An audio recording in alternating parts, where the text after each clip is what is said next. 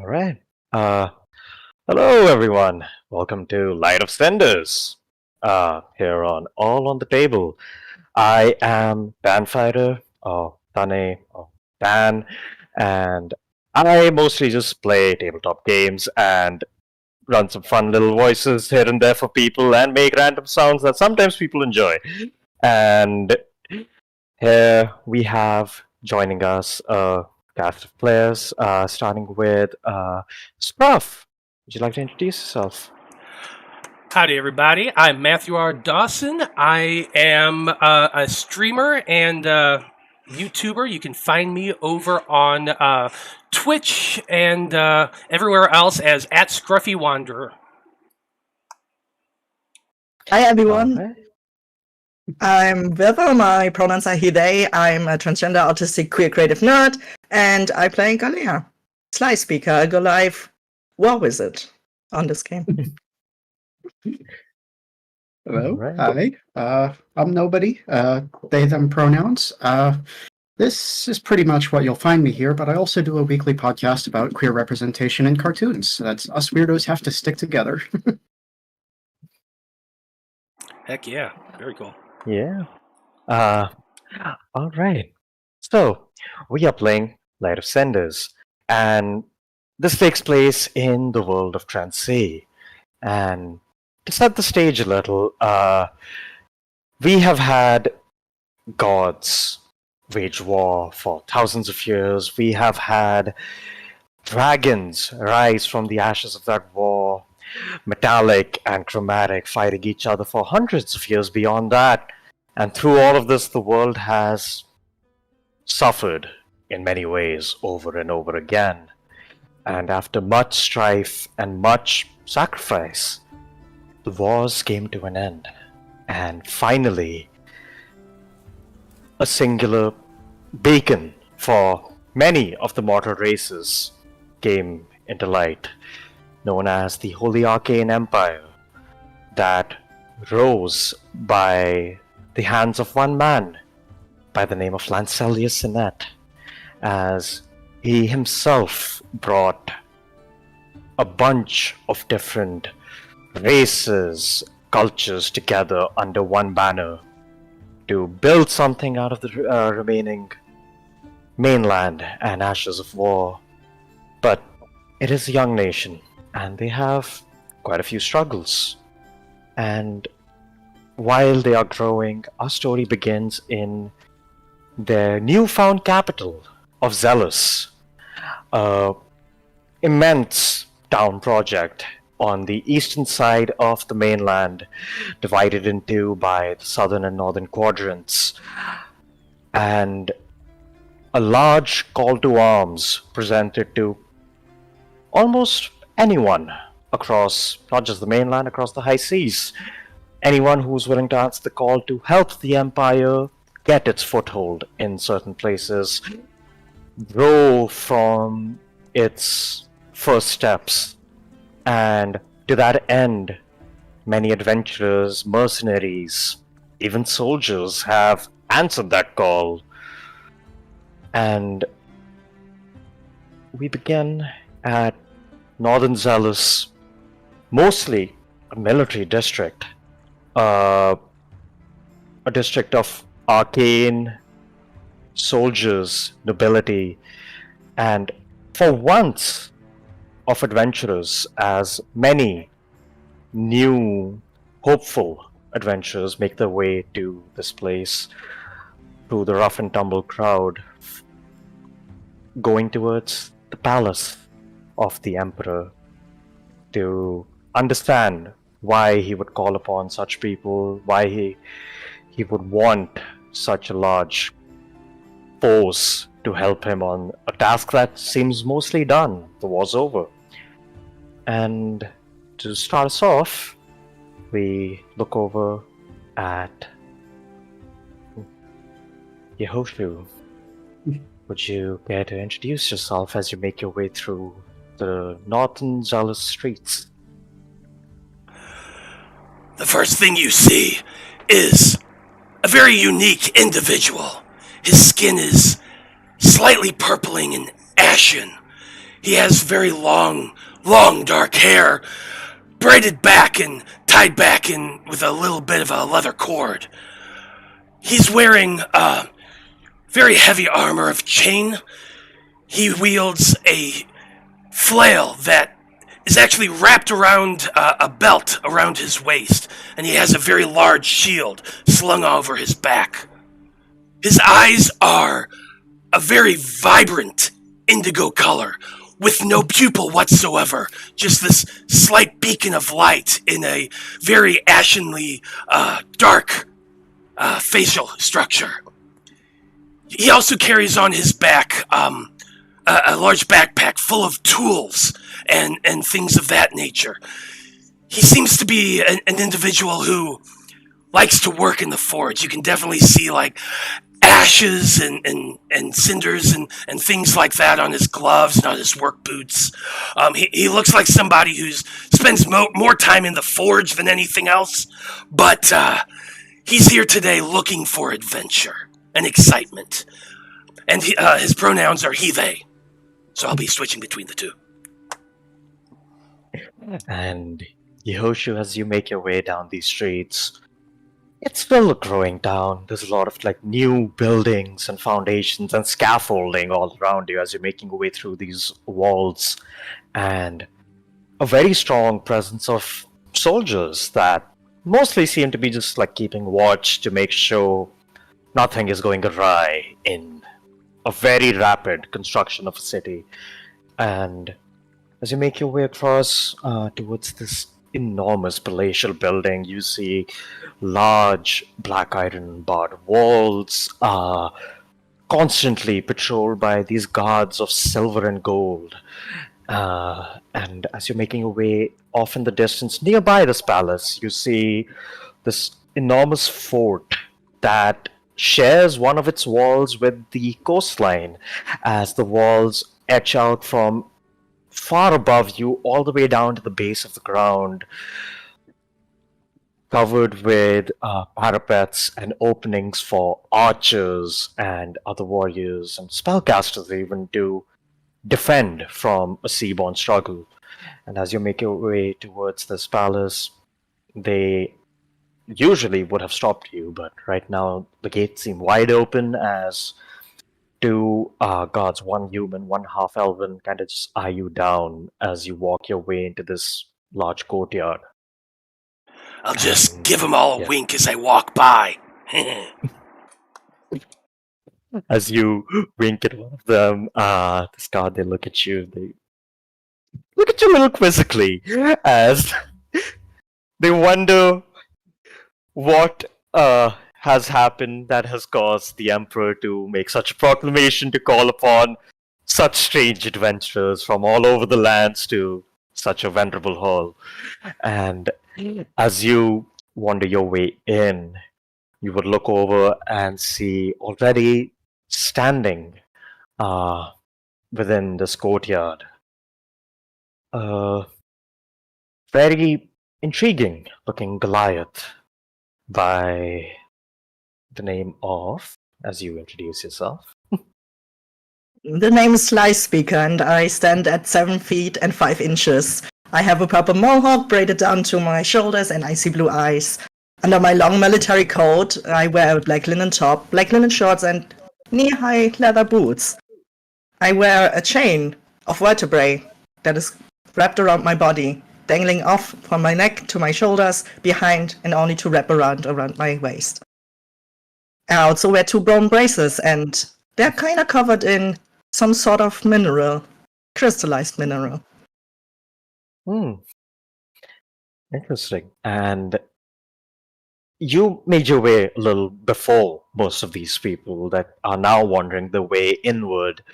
As you had walked in and you were standing in this courtyard, you saw a lot of what seemed to be very official looking individuals. You would have seen, just a moment.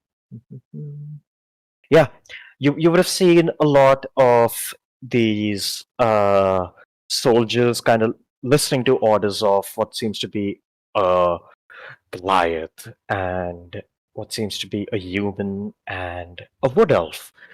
all very official looking. They seem to have these embroidered capes on their side of gold, with different symbols on them, symbols that seem to resemble perhaps different houses that they might have belonged to. And they seem to be eyeing the crowd as they enter, almost in preparation for what is to come. And as you would gather up here, you would also notice this one half orc individual who arrived even before you has a large battle axe by their side, kind of pounded into the ground, and expectantly looking at the palace, just waiting for someone to answer why they have answered their call. And as you are waiting, you look over at one more individual slowly making their way into the palace. As nobody, would you like to describe yourself? Um, yes. So I think the Project 617 is a slime. It's a perfect sphere, roughly about 3 feet tall, very deep purple. It's got a couple little eye spots that sort of point where it's looking, although it doesn't actually have a face. Think like a flatworm. And yeah, it's just wearing this enormous, like, probably halfling-sized backpack. I say wearing, it's more like the straps are extruded through the sphere of the goo body. And it's got just like vials and pots and bones and stuff hanging off the back of it as it just sort of rolls slash slides across the excuse me, pardon me, sorry, just coming through. As you're kind of making your way through this crowd, you see a lot of people like suddenly like notice you and give you a bit of a wide berth, unsure of like what is coming their way. You see a few guards kind of get ready for a second, thinking, "Are they under attack? What's happening here?" And immediately noticing that you're just making your way through, and they look at you a little quizzically as another guard comes by and like whispers at their shoulder something that you don't immediately hear, but they kind of cautiously back off a little as you make your way through the courtyard, as even some of the adventurers are giving you a bit of a look, thinking, is this safe? Are we alright here? And as you also wander your way into the courtyard, you would actually, you would actually kind of like, squeezed by this one individual, this slightly older merfolk, actually. You'd see this very lithe figure who has this pale and lavender fin-like scaly skin, a bunch of different bags and pouches all over his sides as he looks down at you as you go by, and he gives you a slight smile.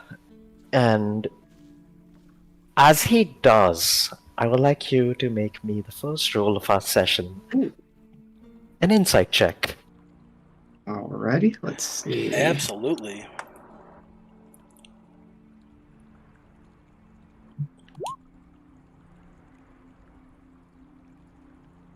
Okay, looks like that's gonna total out at a 16. All right. With the 16, you immediately get a slight hint of amusement. And as you look at this person, he seems to look at you with almost this strange curiosity, which kind of sends a shiver across your entire spherical form. And it seems almost as if this person is intrigued to get a closer look at your nature rather than your presence here. And you continue making your way down into the palace. And as you all gather, you see over time, over a few more minutes, many other adventurers and mercenaries of all different shapes and sizes, a group of elves. You see a party of a bit of a mixed bag of a gnome, a dwarf, and a human gather up. You see a few tabaxi there, and as they all are gathering up with some level of confidence and expectancy, you look forward and you see one of those very official looking humans. He seems to be a slightly older gentleman with a bit of a scruffy salt and pepper beard, and seems to be wearing very dignified looking armor. He walks up and just raises a hand towards the crowd to kind of stop people from talking, to silence the crowd a little, as he just speaks up looking at you all. Alright, I understand that we have made you all wait here for some time, adventurers, but we are now prepared, and I would like you all to be on your best behavior, as the Emperor of the Holy Arcane Empire wishes to have a word with you all. And as he says this, coming out from behind the inner palace, you see this one seemingly human individual in these black and gold robes. Seems to have like a slightly gold mask that's kind of like kept at like the side of the shoulder at the moment, and a beautiful looking longsword at his side. Even though the weapon is sheathed, from like between the crease of the sheath and the blade, you see the shimmering light blue light coming out. And you all know who Lancelius Sinet is. He was an individual who was very much involved in the end of the Draconic Wars. He was someone who rescued many people from the collateral of the war and brought about a small sanctuary to keep them safe towards the climactic end of it. And ever since then, and for his tasks towards the end of the war, he came to be known as the Hero King, and now eventually the Hero Emperor. And he's mostly loved and adored by most of his peers, as he walks up towards all of you with a smile, and as he looks upon you all from his like slightly raised podium, he just says, welcome, friends, brave adventurers, those of you who are willing to take up arms in the name of the Empire, in the name of my meager cause to create a home out of the debris of past tragedy. We have suffered long, and from our suffering I wish to create a spark of light, a hope from these ashes, a hope that one day might kindle its own home. But to attain that end, I ask of all of you a small token of a favor to help me gain the resources and the means to create a foothold to expand and sustain our home. And in return, I promise you anything within my means. Those means can be riches, fame, or any other assistance I can provide each and every one of you brave souls. I have many different fronts to deal with, many different problems to attest to. And for that, my forces are spread thin as it is. None of you are obligated to help me. But for those that wish to, for those that wish to rise to this call, I offer you my utmost fealty and gratitude, and my undying trust in this matter. So before I dispense with the pleasantries, and before I begin talking of our ends, if anyone here has a question for me and my cause, I ask you please, state it now. As he looks upon you all. Yoshi raises a hand. Yeah. As you immediately you shoot a hand up, as you see a few soldiers first look you over, and then one of the official, like the same guy who introduced the emperor, he seems to be about to talk, and the emperor kind of like stops him and says, "You, friend, please tell me, what is it that you ask?" Sorry, I was a little bit distracted by the ooze over here. You said this was a paid gig, right? We're not doing this pro bono? He looks a little quizzically at you, and then he looks over at Project actually for a moment as, oh, and like you see like a little moment where he's like, oh, there is a slime here. And then he like looks back at you as he goes with a smile. Of course, as I said, if what you seek is riches or fame, I assure you, the Empire will provide anything it can within its means. You're doing us a service. It would be the least we can do to provide one back to you. Wonderful, great. Kind of low on coin. Could definitely use some before I get back on the road. I'm down. Let's get to it. As you mentioned coin, you see my eyebrow raise. I'm standing there. Mm-hmm. I'm standing there, crossed arms, and as Yoshoshu mentions coin, my eyebrow just raises like, okay, you got me. Yeah, for sure. And he looks at, a lot of people in the crowd actually kind of like when you say that, and he kind of confirms that. A lot of the crowd kind of like nods, like, oh, yeah, this is good, yeah, this is good, great, yeah. And yeah, he like kind of like chuckles to himself. Yes, well, coin will be had, yes, indeed.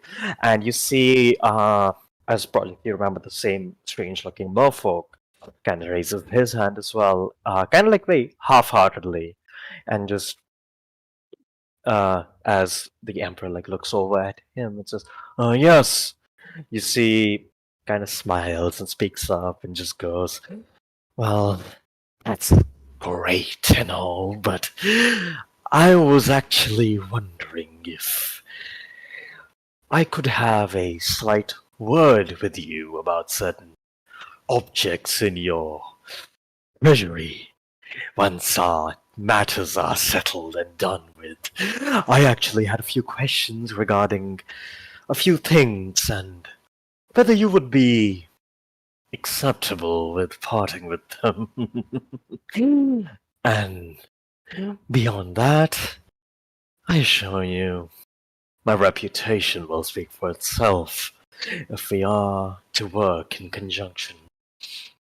And you see, he kind of like looks quizzically at this person for once, and then you see one of the elves kind of comes and whispers something in the emperor's ear, and he kind of like looks over at the merfolk and says, "Of course, as my peers here have said, your skills have been sought out individually. As a venerable mage, both gentle, and if that is the case, I'm sure we can come to a dialogue and an agreement on what you seek." And you see Bo Gentle, this merfolk, kind of like just smiles and does like a very like little half bow, almost sarcastically. And I can ask Actually, all of you can give me a perception check at that. Did you say perception? Mm-hmm. That would be a perception. Hey. 12.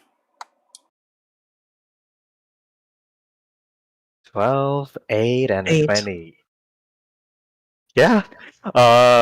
So, as the bow is very flourished, you would see project. You would actually see as Bo does this little bow with his left hand, he kind of like slipped it behind himself, and he was reaching into his bag for something. But as the emperor agreed, he just lets his hand go, and for a moment, you swear you see the bag move, kind of on its own. And when you get like a little bit of a nicer look at the bag, it's made of all this like different patchwork fabric, and the top end of it is almost like kind of ripped open into almost like this flower-like shape. That's kind of like the seal of the bag, and it kind of moves and scrunches itself on its own will for like half a second. No one else seems to notice or pay it any mind, at the very least.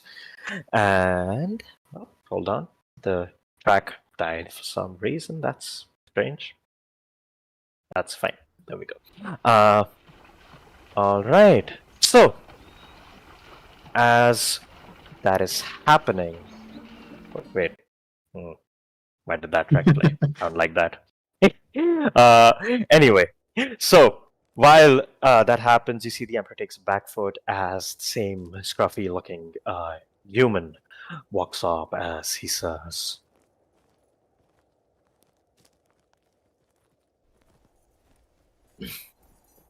I am General Cornelius Carfan.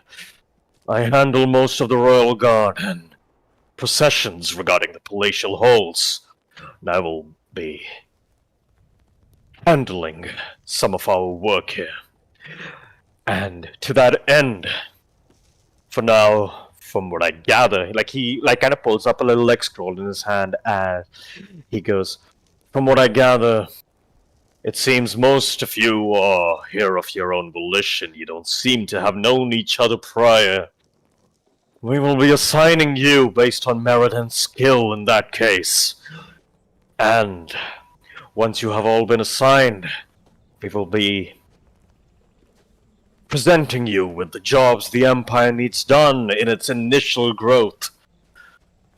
And according to the jobs done, you shall be paid in coin, and anything else that the Emperor agrees to part. And once that has been dealt with, and you have done a satisfying job, we may yet assign you further rank and position for further jobs beyond that line, as you can maybe provide something further for the Empire's growth and its glory. And kind of starts going down this list of naming off random adventurers and placing them in different allotments and groups. And lo and behold, as that happens, you hear the names Sply Speaker, Yehoshu, and Project 617 uttered eventually through this drolling speech. And the three of you are placed together in a group for now. And given a job done, you might be placed with other adventurers along the way. You might even be placed with other soldiers that might assist you in slightly more difficult jobs. And as you're all placed, you see everyone kind of like, gets crawled into different crowds, and you all have a small moment to yourself while they're kind of like, finalizing the groups and begin prepping the jobs for all the groups. You all would kind of meet each other within this courtyard in your own little like corner. And if there's anything you all have to say to each other as you approach one another, feel free to do so. Yehoshu is definitely sizing up the two that he's been placed with, looking Sly Speaker up and down. Well, you're a tall one, so that's good. And then looks down at Project, and you, on the other hand, not too sure about it. You got any experience in a fight? Well, a little bit, yeah. But if I'm honest, I'm a little worried about that because he said something about taking up arms, and I definitely don't have those. So, no, what they mean? Can you fight? Taking up arms, weapons. And Yehoshu pulls out his flail and kind of flings it around and smacks it against a wall real quick, and you just hear this ping. You see a couple guys go like, wait, what? And they just stop immediately, like, oh, it's just these guys. Yeah, arms, weapons. oh well, I don't have those either, but I can fight. Sure, that's fine. How about you? You use that weapon pretty well?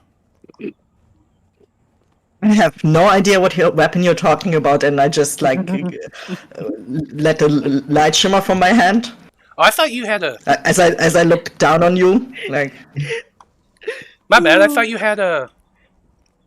I kind of sworn someone said something about a great axe. Maybe I'm thinking of somebody else. That's my bad. Oh no, that was a different orc. That's an NPC. My fault. My fault. Okay. So, what's your game then? I'm just in here, as we all are. I mean, what are your skill sets? What can you do? I look down at you and I just let more light shine from my hand, like, you'll find out soon. Yehoshu kind of just rolls their eyes a little bit. Yeah. As you roll your eyes, and you guys are having this discussion, you see one more individual approach your group. They seem to be...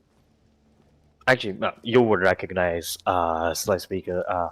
It is that orc with the great axe, as you see this half orc, very large, almost as tall as you, slightly shorter individual walk up and just looks at you all like, huh, is this it? Is this... Like he looks at his hand and then looks back at you. I think we're supposed to be fighting together, but what? He looks so... Huh?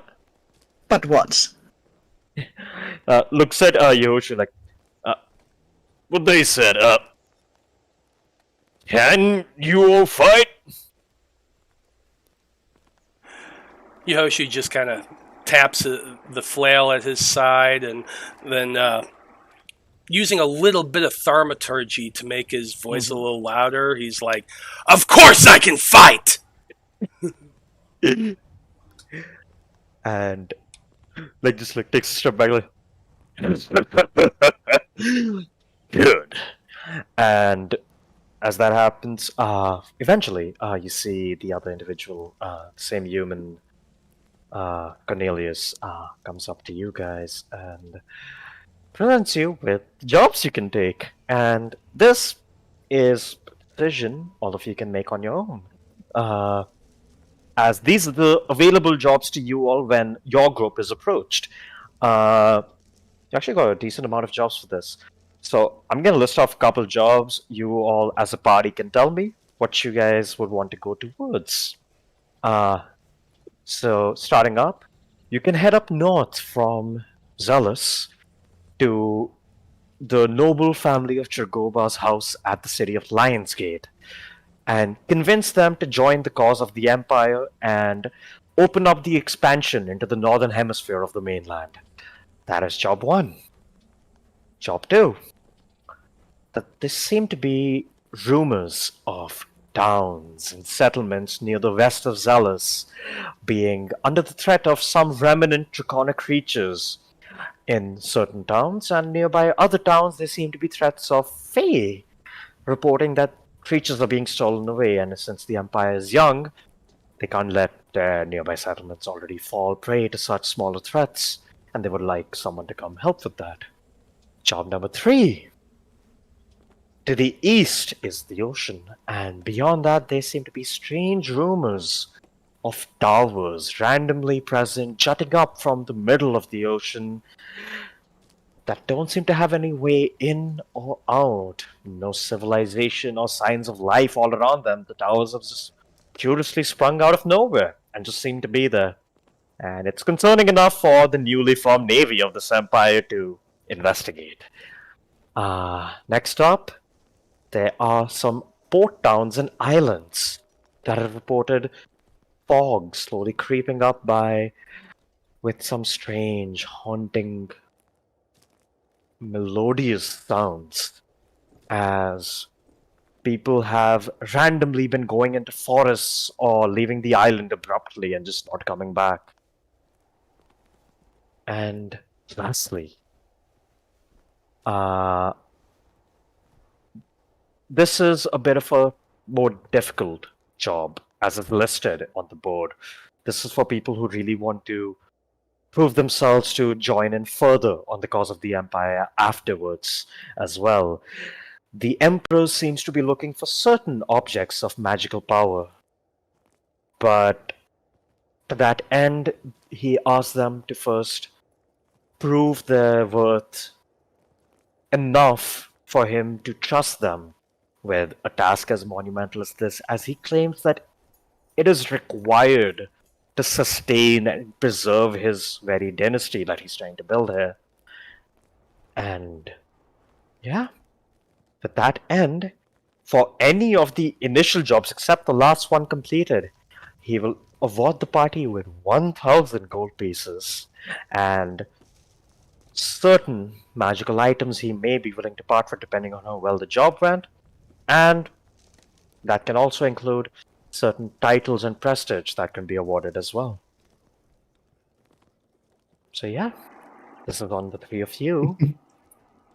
That's a lot of tasks to take in, so you guys can pick any one of them.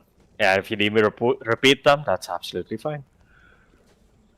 Upon listening to the description of each one of these, Yehoshu will look at their companions and be like, I don't know about y'all, but mysteries do sound kind of interesting. That whole thing with the towers shooting up out of the water, that one piqued my interest. But I'm good with any of them because it sounds like they all paid pretty much the same. What do y'all think? You know, I was gonna say the same thing because I've never seen the ocean before, and that sounds great. But I wasn't sure if you'd go for it because it seems less fighty. So yeah, if you're into it, let's go. I'm also mostly interested in the towers. Yeah, I was thinking to myself that, you know, on the one hand, I do wear heavy armor, so not too well in the water, but I'm strong. I've tread water in chainmail before. It'll be fine. Sounds like we have an accord. All right. So is that what you tell General Cornelius? Yeah, absolutely. All right. He looks at the four of you, including the orc, and just kind of like nods. I see. Well, if that's the case, I would advise you all to spend this evening getting acquainted and preparing for your long journey. Tomorrow at the break of dawn, we will be providing you with a simple ship that you can use to begin your journey and make your way. We'll provide you with provisions for at least a couple of weeks of food and rations. But beyond that, any other preparation you need, you will have to find on your own. Are there any other questions? Well, yeah, I suppose so. We're supposed to be investigating these things out in the water. Do we have we gonna hook up with the Navy to do that, or do you just want us to get our own boat? As I said, we will be providing you with a ship. Oh, sorry. And as far as navigating will be concerned, that will be on you and your own devices, as these towers have not entirely been charted out, and we've only heard them in hearsay so far. So you will have to find and investigate them on your own. Oh, so, nobody's actually gone out and checked one of them yet? That is correct. I honestly wish we had, but we are rather spread thin at the moment. Is there, you said you've heard about it through hearsay. Who gave the hearsay, and are they still in town? So we can ask questions. Let me see. He will do a history check. Hold on. You kind of things for a second. There might be a couple of mercenary sailors still in port in southern Zealous near the Carve House and the shipping bay. You can head your way over there and you might find a few people still near the docks. Yehoshua will grin and kind of saddle up to them and say, now, with that in mind, is there perhaps like maybe an allowance or something you can give us to grease some palms and make them a little more forthcoming? We are working for the Emperor, after all. I would assume like there's at least a bit of a stipend to get started. Give me a persuasion check. Heck yeah. Asking the general of the army, can I get money to bribe people? It's valid. What are you talking about? It's Is it? valid. Just, he also has to look very official right now. Yeah. Hey, 18. That's a good roll. Looks a little like quizzically at you as you say that and shakes his head. Just give him a big toothy grin, and as he does so, you notice there's a little bit of a extended canine in that mouth there. If you need it, I suppose. Like, kind of grumbling and shaking his head, like he reaches into his, little, section at the side, and he hands you a small coin purse of 40 gold. Hey, you know what? Sorry. That's a lot more than the 5 gold I had, so this helps out a lot. Yeah, I'll take it. Yeah. You all get, a bit of a spending stipend there, and he kind of expectantly looks at you all, wondering if there's anything else. What was his name again? This is General Cornelius. Nice. Okay. Anyone else got questions? I look at the other two. Can any one of you actually handle a ship? I've never done it before, but I'm always willing to learn something new. Good, because I only trust my legs. I've ridden on a few boats. Kind of looks at you like, oh, sheep. Yeah, I've never piloted a boat either. We should probably get somebody. I guess worth asking. I know some people can, breathe underwater. Can any of you do that? To be honest, I have never tried. Okay, well then we'll learn something together, because I don't know if I can either. I've never tried either, but then again, Try? You see, the orc is now very deep in thought. And eventually, General Cornelius leaves you all, and he hands a job to everyone one by one as people start dispersing. And you all are also led out. And as you leave the palace, you are in North Zealous. Now, for an understanding of the structure of Zealous, most of the town exists in Southern Zealous, where most of the commoners would live, a lot of the shops, craftsmen, and guilds would live. Entering North Zealous itself, you will need some kind of a pass, usually like some level of military rank, nobility, or some level of guild status. Now, right now was an exception because of the call to arms, but once you all like make your way around, you would also like find that North Zealous has some higher end shops, higher end magical shops, some blacksmiths, some random curio shops and whatnot, and a magnitude of noble houses, as well as the seat of militant power here, which is Fort Courage. That is where the Empire's army is currently residing. So you have all of that in North Zealous, so you can explore here, or you have all of South Zealous for other preparations. The public docks and the docks that you were all referring to would also be in South Zealous. So yeah, what do y'all do?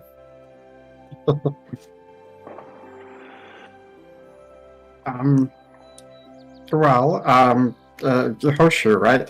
You were asking for coin for getting people. Do we need to start with getting people? I don't...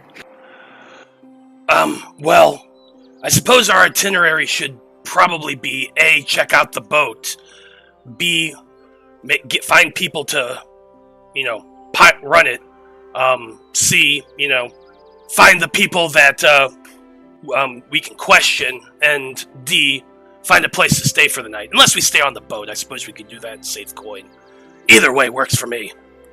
But we should definitely see what we need before we try to hire people. Fair enough. So you said we need like passes and stuff to get around. Is that something we can ask the general for? So that's what I was saying. Like generally, people do need passes. You all wouldn't right now because of the call to arms. The city borders are open to you all. Yeah, my question is like, how long does that extend? Does that extend until the job is over, or? Give me a history check. Okay. Really good at history, so this should go well. Oh. 10. 10. You actually recall that they never mentioned a timer on the passes. Okay. You don't know if that means that the passes will end at some point and they didn't tell you when, or if they don't end. Yoshi's going to assume the latter, that it's just not going to end, and tuck it into a coat pocket and just leave it at that. Mm-hmm. That is absolutely fine. And you make your way out of the palace and you all have your little discussion. It is about the afternoon at this point, so you have a little bit of the day left before you prep and get your rest before you start your journey. So if there's any specific prep or exploring anyone wants to do, let me know. I think we said check out the boat first, unless anyone has a better idea. No, I would Alright. want to check out the boat first as well. All right. That'll be the boat you all are getting, right? Yep. Yeah, the boat that we'll be Alright. taking on the mission. So that will be in Southern Zealous. So as you all make your way down the street, as it slightly goes like a little downhill, you see a large wall with a palisade gate kind of like raise itself to the sides, and as you cross through, you see like this enormous wall divide between North and South Zealous, as a few guards kind of let you all through, and you make your way down into what is considered Zealous Mains, as heavy streets full of wagons moving around, people carrying all kinds of goods and supplies everywhere.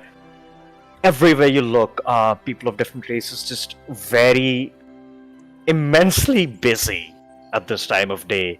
They all seem to be busy with some kind of work here or there, and you would see a mix of elves, humans, tiefling, Asama, Goliaths, some tabaxi, a couple of gnomes, a bit of a healthy spread. Not everything, but a lot of it. And as you make your way down these streets and take a little bit of a left turn as you head towards the seaside, and the cool breeze of the sea begins to hit you, and you start smelling the ocean in the distance. You walk by a couple of taverns and a couple of trading guild houses, and finally you see a large set of docks. A section of them reserved primarily for soldiers and guilds. The others seem to be for public use. You all make your way towards the soldier side of the docks, and as you approach, you see there is a halfling woman with like a pipe in her mouth right now, as through the pipe she's kind of like barking orders at a few people around. And as you all approach towards that side, looks over, looks you up and out. Hey, what are you all doing there? Hello, we're looking for a boat. I would assume we're at the docks, but this is soldier but docks, and you don't look like soldiers to me. Yoshi kind of stands there with a full armored, like, and like, what do you mean I don't look like a soldier? Well, I'm not a soldier, but if anyone here looks like a soldier, it'd probably be me. If you look like a soldier, you would have said that, now would you? Well, no, I'm not gonna lie about it. It's soldiers are kind of useless. Never mind. I digress. Yeah, we've been assigned by the Emperor to go explore some towers, and we were told that we have a boat down here to take. Like, looks over. Hey, the clipboard! And you see one tabaxi kind of like runs up and like hands her the clipboard. She looks it over, and ye who shoo project something. All right, and sly speaker and rank. And you see the orc very proudly nodding his head. And yeah, I mean, I have you chartered here for a ship, but I have you scheduled to leave tomorrow. Well, that's fine. They didn't really give us much information up top, so tomorrow is great. We even having that as a step forward. As like looks at it. And pretty busy up there in the northern section. I won't hold it against them, but yeah, you're scheduled to leave tomorrow morning, and I mean, we're still loading up your ship with supplies, but if you want to pop a squad and have a look, I guess you can. Just don't break anything. Yeah, does it come with like a crew already prepared to run it? We're not sailors. We tend to just get hired to, You're the crew, aren't you? I'm going to pose the same question to you. Do we look like sailors? I mean, I don't know what a sailor looks like. I know what a soldier looks like, but I mean, I guess not. But I don't know what you want me to do about it. I have you sort of leaving the ship, but it's not that hard to run a ship. What does the ship look like? You see, she smiles at you, knowing that it's hard to run a ship.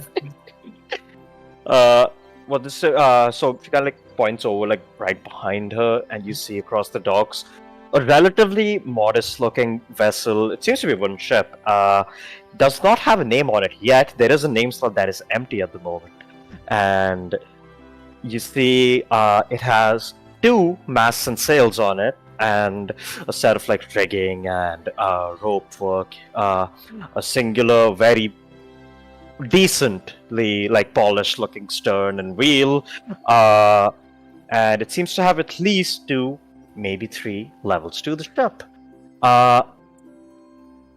because none of you are proficient, I will say you can give me a survival check to see if you can understand what the ship's gonna take to run. Well, that's a 9 for me, so definitely not. 22? What the heck? So, you may not have been on ships, but definitely heard about them. As Yoshu, you kind of look at the ship and eyeball it, and you're like, I'll take. Well, like, we can run it if we really tried, I guess, but maybe to comfortably run it, we might need 1 or 2 more people. The ship seems simple enough that it won't need like a whole crew of like a dozen people or something, at least. It's not like a large galley or anything like that. So that's useful, at least. But you aren't entirely sure what all jobs everyone would have to do. But you can kind of finagle your way around having an idea of what those jobs might be. Yeah, I figure with a 22, I mean, Yehoshu's a far traveler, so he's been, he's gone through a lot of different places, so I'm sure he's been on a boat before and at least have seen... Oh, for sure. Okay, You might not have driven one. Yeah. So... Yeah. Well, this is the docks. Where is a good, tavern or something like that where sailors like to hang out? Is there one nearby? I mean, there's a bunch here, but, like, she will look... One you might recommend. Think for a second. I mean, there is the Flappy Stingray, it's right down the street, actually.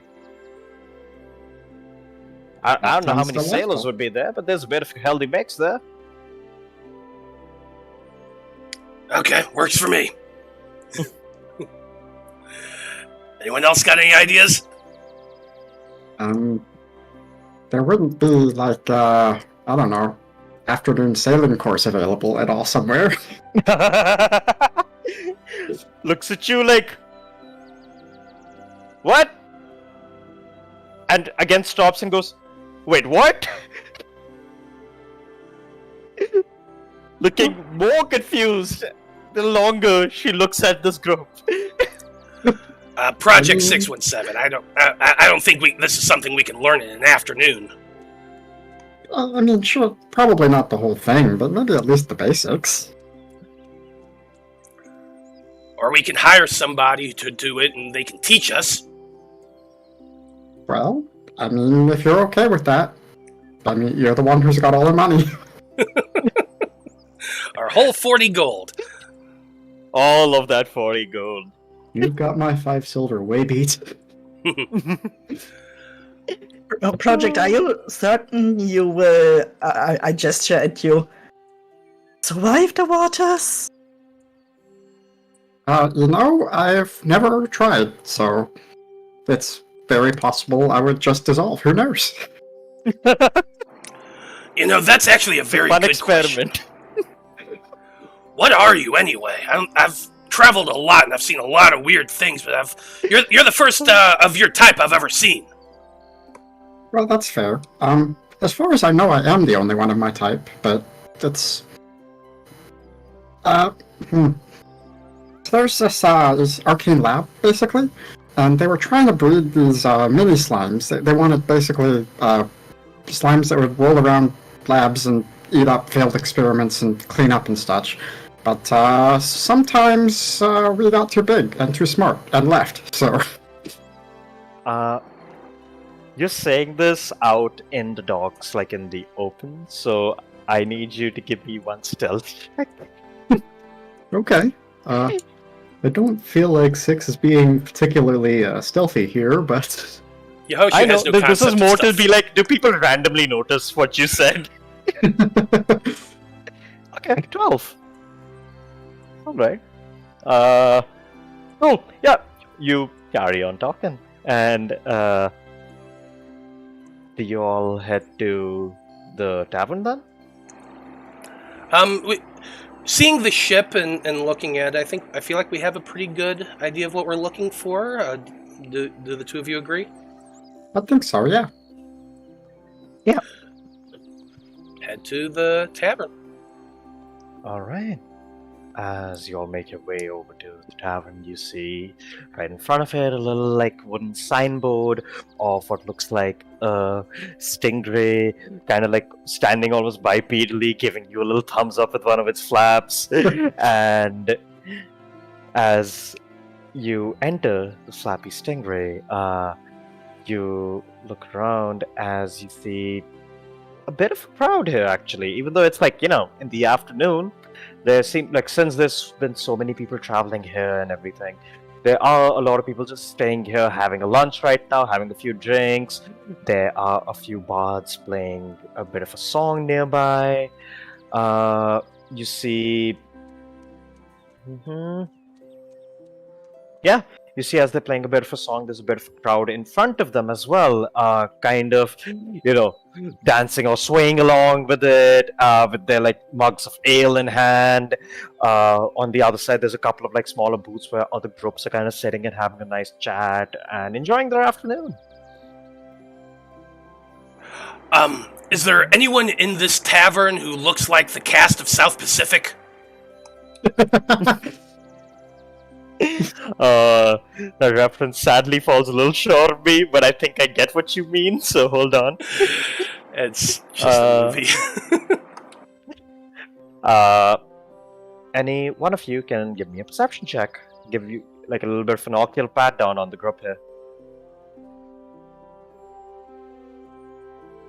It's one of the skills I'm good at, but not in this instance with a 9.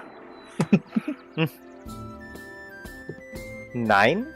Oh, that's loud. There we go. Much better. That scared me. But yes. So, with the 9, as you look around, you see crowd having a merry good time. You see what look like a lot of sailors. You see what look like a lot of adventurers.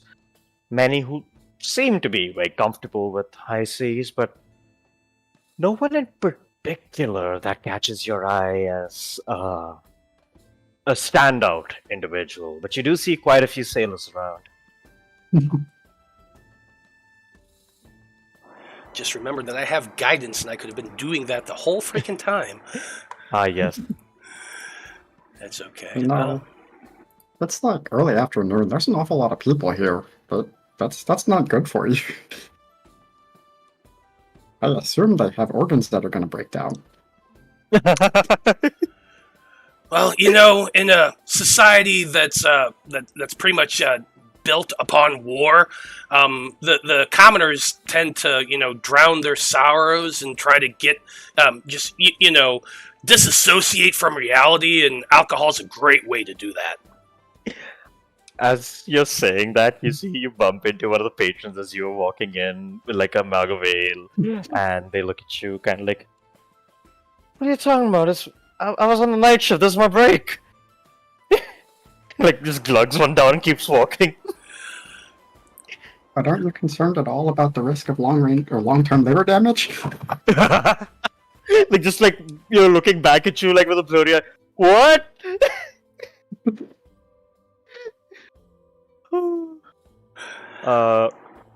Well, I guess Yahoshu is just going to walk over to the nearest table that has the fewest people possible on it, step up onto the stool, step up onto the table, use thaumaturgy to raise his voice a little bit, and just call out, "Hello, everyone! We're looking for sailors! I need at least 4 individuals who can run a ship! We got pay! And we're leaving tomorrow!" Give me a performance check. Can I assist as I stand menacingly behind Hoshu? You know what? Can I Given your assist? yeah. That's What was good. that? I didn't catch the last bit. As I menacingly stand behind Hoshu, like, Yes. Yeah. And given your stature as you stand behind, I'll say, yeah, you should give me advantage. Absolutely. As you stand down with like a thud, kind of catching the attention of some nearby people. Can I also guide myself while I was doing this? Sure. Hold on. How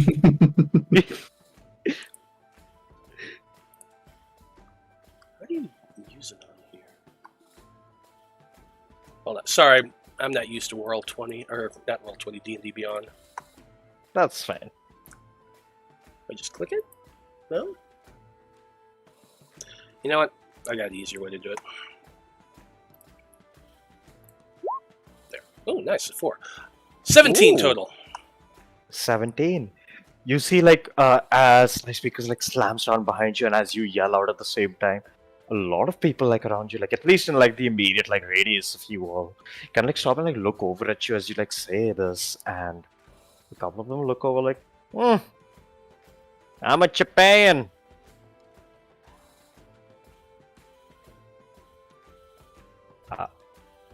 Sorry.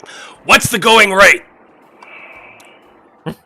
When you say that, a bunch of them laugh, and as one of them says, "I'll do it for 500 gold."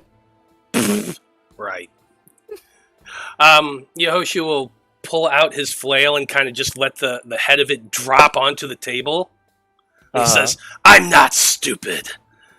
I was not born yesterday, and I'm well aware all y'all's what is the going rate. I just wanted to see who is a damn liar." And he just grimaces at that dude. I'm gonna roll for that. As you say that, you see a couple people actually laugh back at you, almost hey, he gets it kind of vibe. And as that happens, you see, hold on, I will roll for this. All right.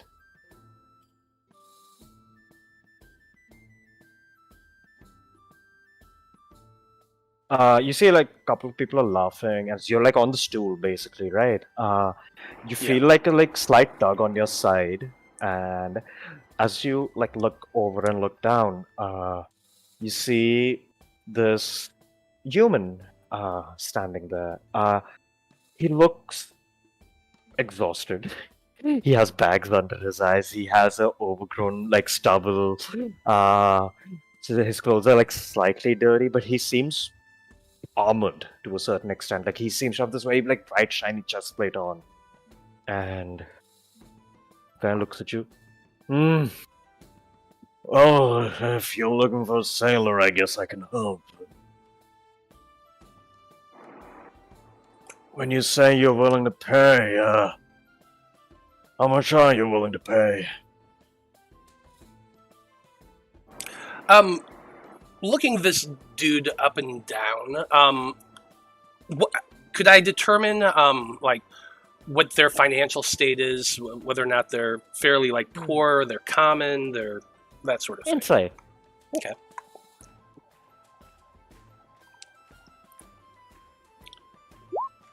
Nine. I'm rolling like shit on my best stats.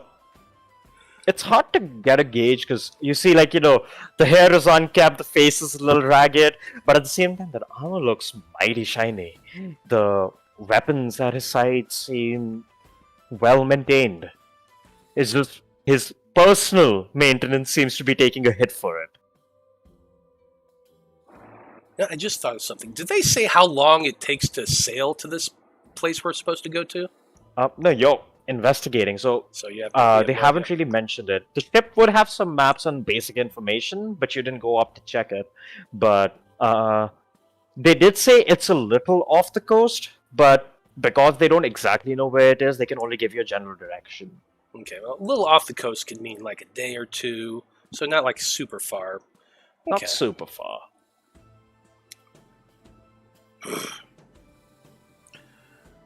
Well, you look like the type that can handle their own. How does 5 gold sound? I'm going for how long and what's the job? The job is simple. We need to get to this place somewhere around the coast where these towers keep shooting up out of the water. We're heading there to investigate. So the job is simple. Pilot the boat there, pilot the boat back, keep it safe while we're investigating.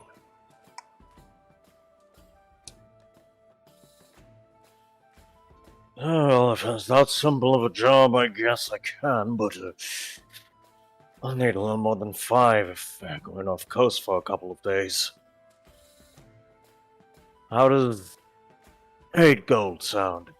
And I heard about a bit of talk with a bunch of adventurers taking big jobs on. If that is the case, can you at least promise me a piece of the share that you are working towards? I look down on him and I say, I'm sure the knowledge you will find is enough of a share. Persuasion.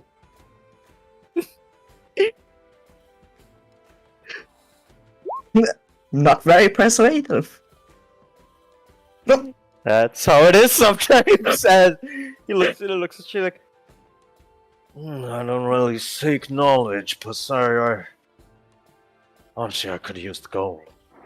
And if you are making more than you're willing to pay, I think it's fair that I agree on the promise of a few coins, but if things go well enough, I get a bit of a share.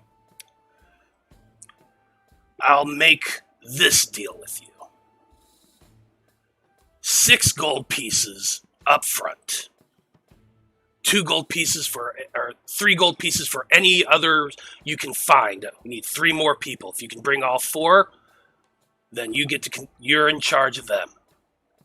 We will give you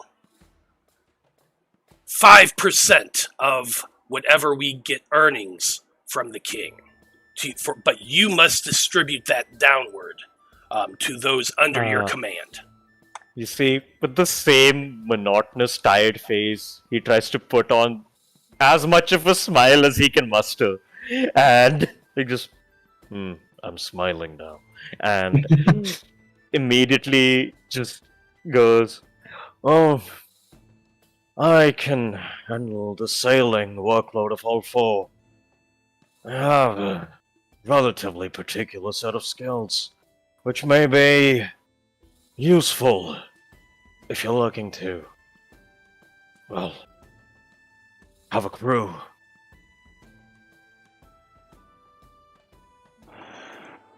It's good to have one person who knows what they're doing. What happens if you fall over or get eaten by a shark? If a shark hadn't ate me, I would have died a long time ago off the coast of Emerald City. But alas, I'm here. And I assure you, I can sail for the worth of 5 men or a whole crew if need be. And I'm sure if I'm helming the ship, all of you traveling along can at least lend a hand. Yehoshua will Well. glance back at the party. I mean, I don't have hands, but I'm always happy to help out. He actually looks at you, Project, and just goes, huh. What a strange group. I haven't seen one of you in quite some time. Seen one of me? Or As 2 of me, I said, guess? as I've said, I've had some time on the seas before. Interesting. Last one I met actually did have a hand. If you've met one of us before, do you happen to know just like, if I fall in the water, would I like dissolve or? She quizzically and just goes, yeah, you'll be fine. Oh, wonderful! That's great to know. Actually, ironically, that was one of the people in our crew who saved a few people who fell overboard in the past. Okay, sounds good. I'll do my best to save you if you fall overboard. looks at you a little like, is that a threat? But like calms down. Sly Speaker. yeah. I can't. I'm blinking on the orc. What do you two think? Before you join us, I want to know your name. Name's Gregory Strong. That's a pretty good name. Gregory Strong.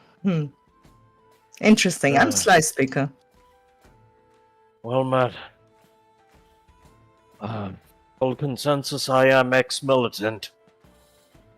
But I'm willing to work as long as the work doesn't involve any unscrupulous wet work.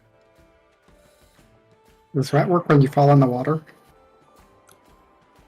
Just like with a painful like bridging of the noses. Yehoshua will tap Project No. on the shoulder.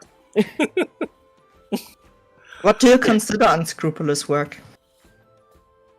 Looks at you like kind of like straightens up when you say that, and like looks at you and he goes, as long as we aren't harming random innocents or plundering random towns along the seas or choosing actively not to help people stranded, I think we'll be fine. Don't worry. Go ahead.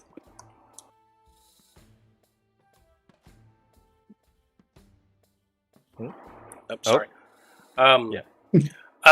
Don't worry, Gregory. All of our work is strictly scrupulous, so you'll be fine. Our boat is the one that doesn't have a name on it, and I'll tell you the location, and then say, just meet us down there, probably this evening.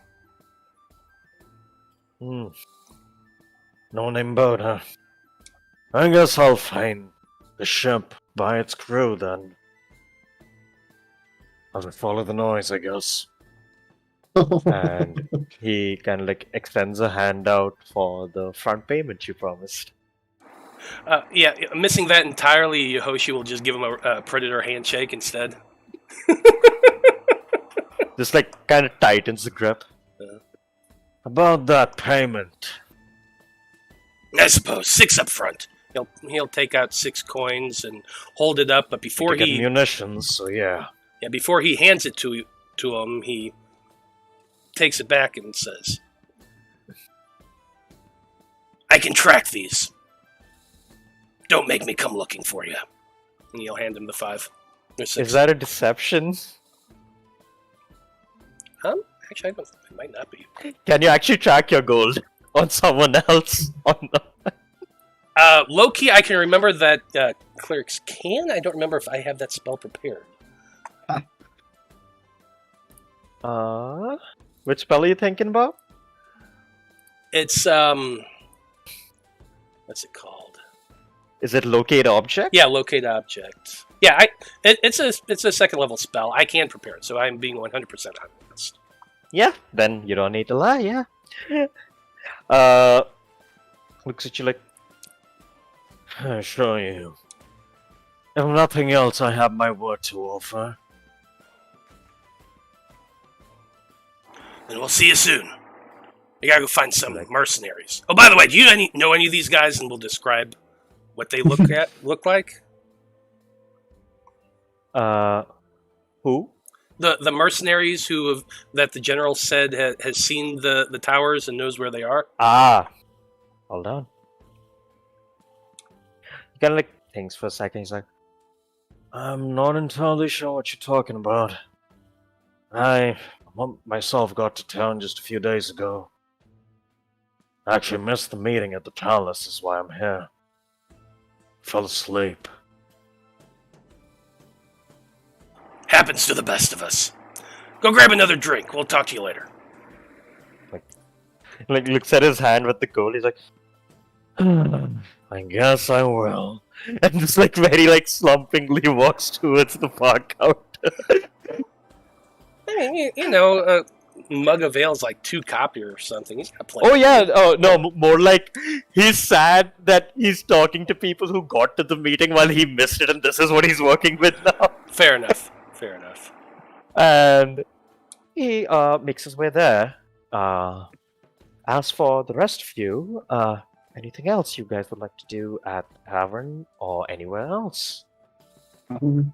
So I don't want to criticize because I'm not used to making deals, but since we don't actually know what we're getting paid, was it a good idea to promise him 5% of it? Like, if we only get 10 gold, that's... You're getting 1,000.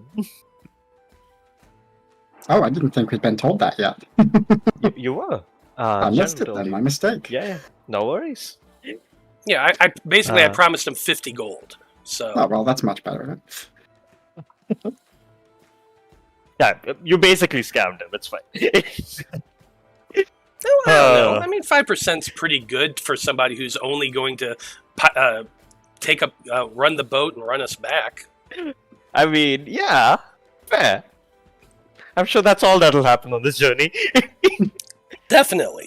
Nothing else is going to happen. Definitely, just quick 20-minute in and out adventure. You know, like. Yeah. Cruising into the sunset. But yeah, Clang also looks like. Okay, I was kind of short. Are we sure we want to hire him? He was taller than I am, so, yeah. That's also because I don't know what you are.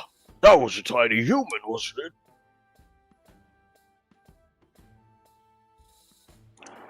You know, it's complicated. It's weird. Don't worry about it. Let's go find some mercenaries. I often find most things are complicated. Is being tall a prerequisite for being good at sailing a boat? I doubt it. Again, can someone please tell me what a bow is? Sorry, I should. I know people get testy about that. And what is a ship? Remember that thing that we saw on the docks that the halfling pointed us towards? Oh, the wooden seahorse, yeah. That's a ship. Huh. Didn't look like a seahorse, really, though.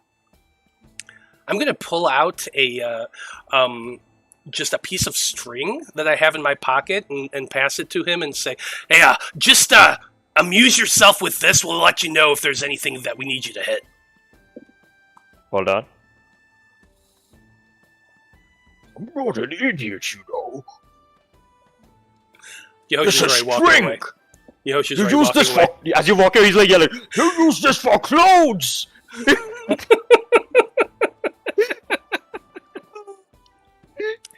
As he just grumpily, he just stops the crowd for a second, looks over at you, Slice and goes, Do you believe that guy? I just shrug. I'm not sure, yes. But it sure is funny. What do I do with this now? he holds the string up to you.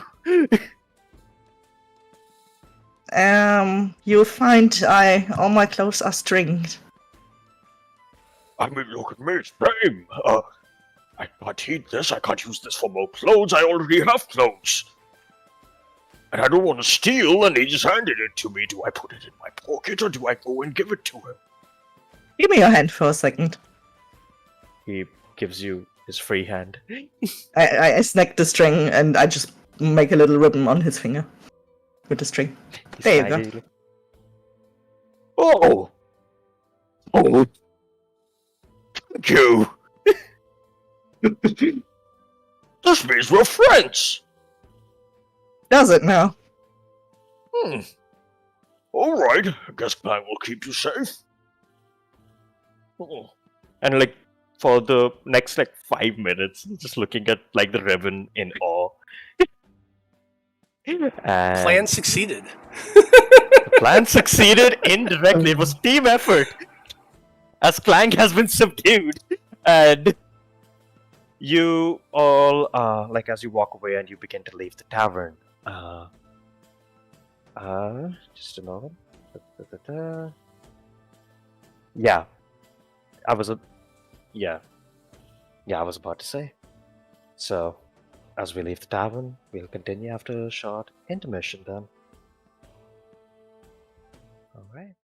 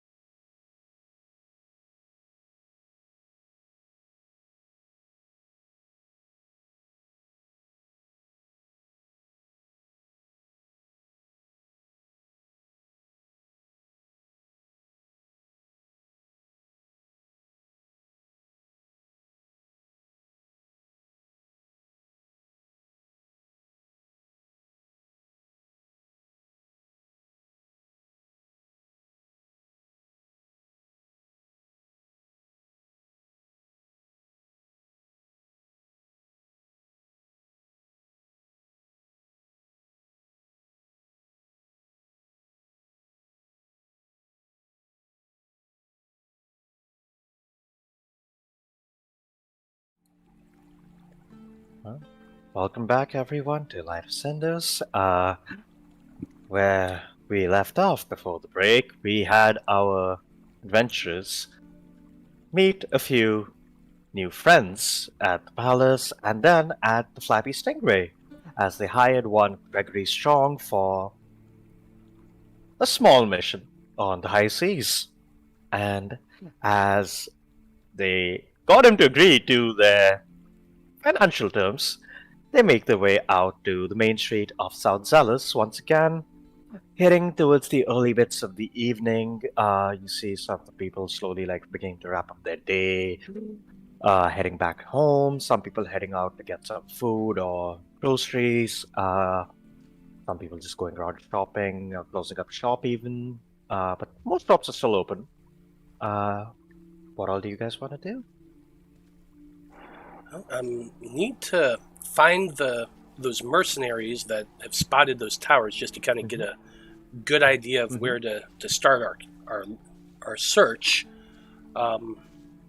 Did they tell us where they were, or give us descriptions or anything like that?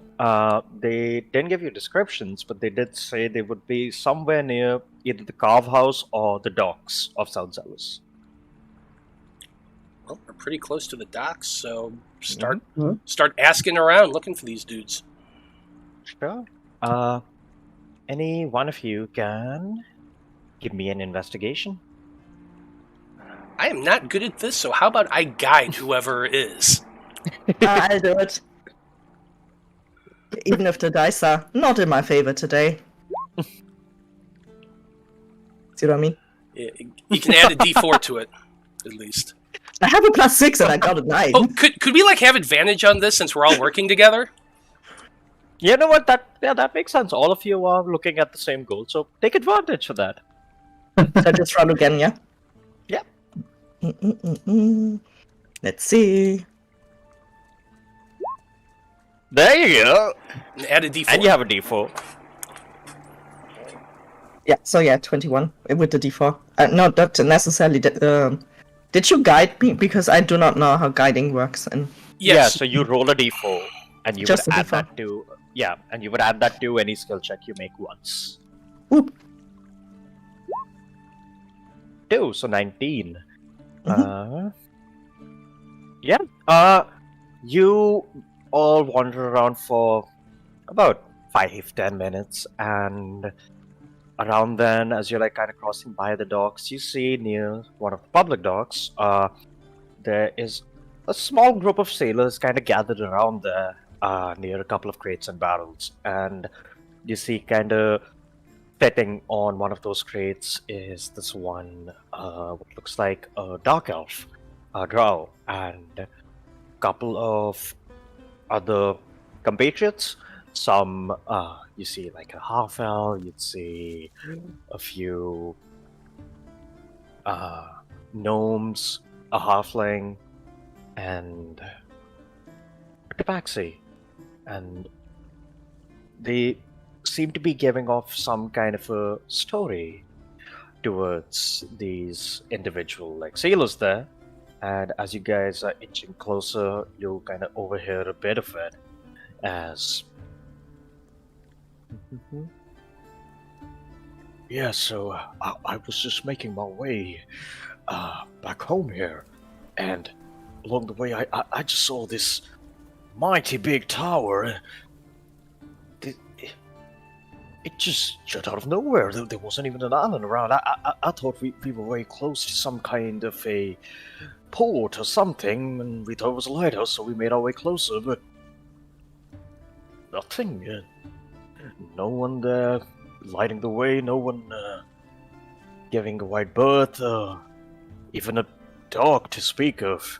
It was just a single pillar coming out of the water as far as the eye can see. No windows or honestly anything on it. But, and while he's saying this, you see the tabaxi kind of interjects and goes, No, see, I'm telling you, I swear, I saw someone up there.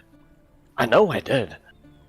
And the other one guy just goes, Yeah, well, If you saw someone up there, how the hell did they get up there then, huh?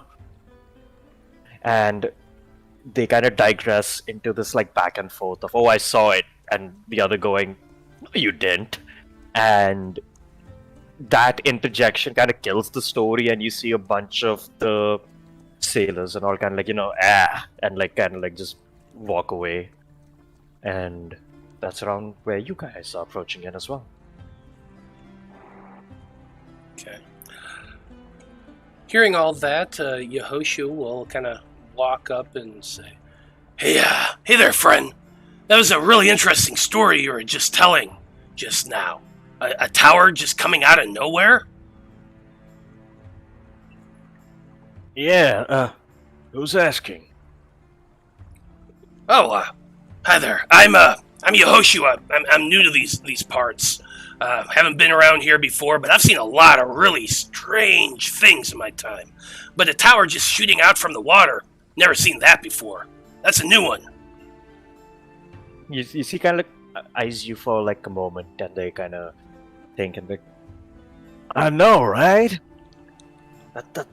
I've been sailing for at least a few years now, and I haven't seen anything of the sort. I honestly haven't even seen that material before, honestly. I've been around for a while, and I'm from Emerald City, and I assure you, even the craftsmen there haven't really made anything with the material I saw. Can you describe it for us? Well, that's the strange thing. From the distance, we thought it was a big white tower, and we were making our way towards it. But when we were getting closer, we could almost see through it. Strangely, we could just see the other side. And every now and then, if we would look at it from a certain angle, we'd see a bit of a white light. But beyond that, it was as if we were looking at nothing. And when we tried like knocking on it or bringing a chisel to it, it didn't really seem to do much. We put a bit of a dent in the bottom, but that's about it. So it's partially insubstantial at times, but you can still touch it? Is that what you're saying? He like shakes his head like, oh no. I mean, it's there. It's just sometimes you can't see it. Like I can put my hand on it, but it's as if I'm putting my hand to nothing. I can see the other side of that tower. Or did you see anything that was inside it? The Baxi speaks up again. Yeah! I saw someone at the top of this tower looking down. And the second I looked up, he looked away and walked back. And again, this guy goes, and as I said, there's no entry to the tower, there's no window, there's no gateway or dock or anything. And for a tower like that, I don't think anyone can even exist inside of it. I don't even think if it has an inside, honestly. It's more a pillar than a tower in my case, but... Ignore my friend here. I personally think that some odd little construction or prank someone's pulling on someone, or if my seafaring experience tells me anything, someone's hiding something on the seas again. And when he says this, he looks very proud of this deduction, but the rest of his crew seems to be like, uh-huh. Hiding something in the seas again? It's happened before? I mean, sure. If you're on the high seas, people hide things all the time. That's where you want to go if you want to put any treasure away. Or, honestly, anything you don't want to get found. Well, okay, sure. Usually when you bury a treasure or whatever, you put it on an island and not in a obvious magical tower in the middle of the water. And when you say that, all of the crew like looks at him like, exactly. Like almost like in agreement with you. And he's like, nah, I think the pillar itself is the treasure, just too big to bury. Okay, yeah, that makes sense. And they're like shaking their head like, no, it doesn't. No, don't encourage him. Now, I'm very curious about you there, Tabaxi. This dude you said you saw on top of the tower. What do they look like? He kind of, you see the Drow kind of rolls his eyes. The Tabaxi goes, well, from what I saw, it seemed to be some big burly dude wearing some fancy-ass robes, but that was pretty high. I can't really get a good look, but I think I saw horns on that thing of some kind. But beyond the silhouette, I can't really say. Pretty high up. How much do we believe the Tabaxi? Inside.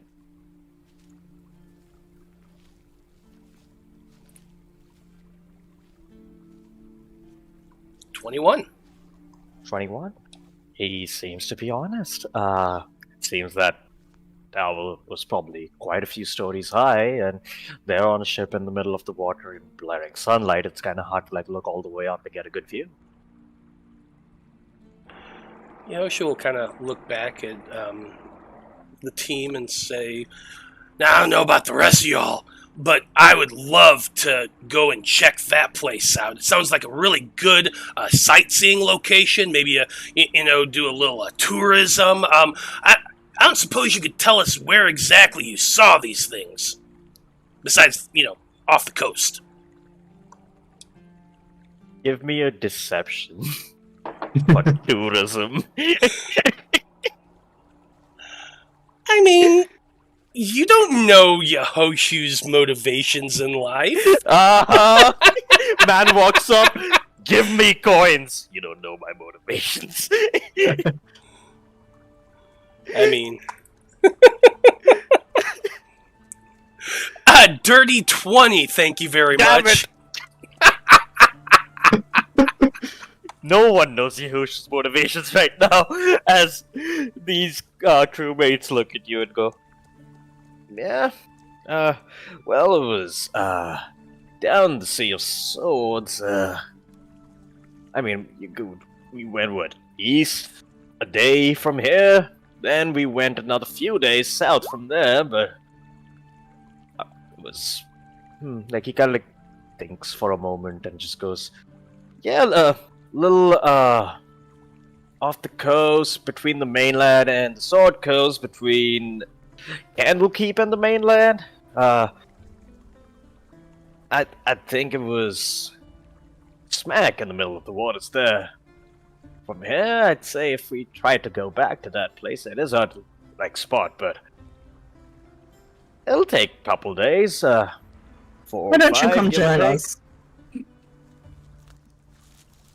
Looks at you like, what? Why don't you join us? You clearly have been there before. We could use some hands, and you get some hands to break that thing open, right? But why do we want to go back there? I mean, you Sightseeing, clearly obviously. had something to see there if you wanted to break it open. I mean, we were curious on our way back, but we also know not to poke where we shouldn't be. That's how a ship sinks. Wait, are you looking for passage in our ship to that place? What's the deal here? Well, it was less of a deal, more of an invitation. Give me a persuasion check.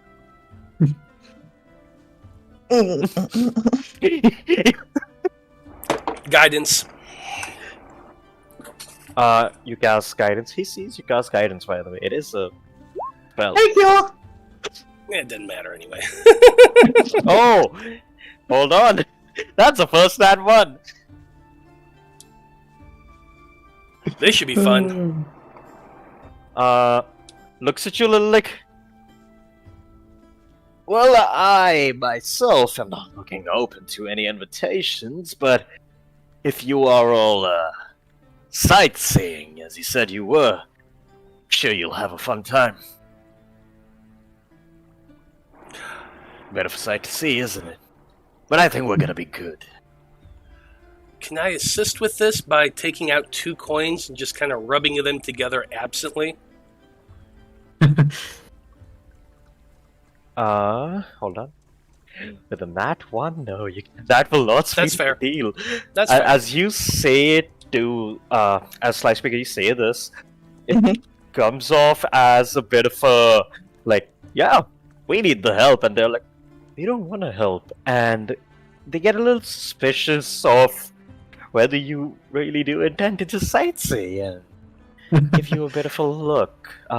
What's everyone's passive insight here? 16. 13. 15. 15. Yeah, looks at you a little quizzically, like, I think me and the boys are here gonna go have a drink, but enjoy your sightseeing. As he gets up, and all of them begin to leave. That's fine. Thanks for your help. Here, have a drink on us. And he'll flick him a gold coin. You see that Paxi, without turning around, just like catches it and like, just like you see pockets it underneath his collar and keeps walking. Well, that was pretty helpful. Yeah, we got more information than I hoped for, so that's always good. That whole thing of being really tall kind of concerns me a little bit. I mean, if there's no doors, there's no windows, there's no nothing, our options are either try to climb or try to fly. I don't know how to fly. I mean, maybe because it's got to be on something, right? Maybe we can go under it.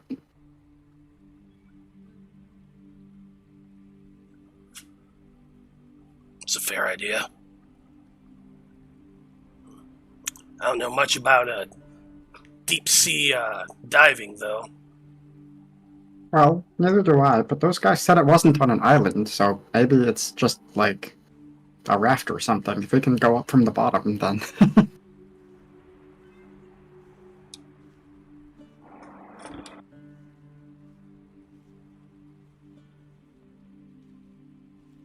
That would be on you guys to figure out and do as you will. Okay. I don't know. Frank will help the best he can.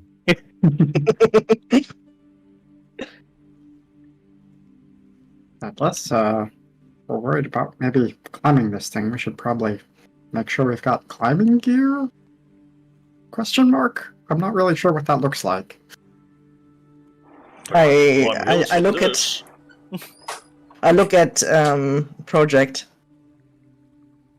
You people need climbing gear? Well, I certainly can't just roll up the side, but I also don't think a rope harness would do me much good, so not super sure what to do with that. What about like a basket? Like if we put a basket on Sly's back, could you ride in that? That would probably be fine, yeah. Look, just because I'm tall doesn't mean I'm strong. I'm sure. Also, I think it would be a container looking at state of you. No offense. When the No, orc that's fine. says I that picture I picture the project just running through the holes in the basket. One of the things that Project has hanging off the backpack is definitely a bucket that it sleeps in, so... low key, when the orc said that he was strong, Yehoshu jumped. He keeps forgetting that they're there. Oh. So we do a pulley with the bucket and project inside. Got you. You know, it's really funny. I've had 3 Plasmoid player characters, and all 3 of them, when they made the character, took a bucket with them to sleep in. It's actually weirdly coincidental that that's a thing, but it makes sense, I guess, now that I think about it. It's a Star Trek. So I'm thinking this is going to be a Cliffs of Insanity kind of scenario here. We're just going to have to use Clang as the the pulley. I'm the what? Basically, we're going to have you carry up the little ones, because For all of you. Yeah. Okay. I mean, I could try, I suppose. Depends on what for climbing. I usually use my climbing arm in this. And like he pulls up his axe. This kind of smacks into anything, and I just use that to climb up. No, we're gonna go look for some climbing gear. In fact, that's probably where we should go before places close down. That sounds like a plan. All right. You all look around, like, there's different kinds of stores. Some have closed up, but most are still open.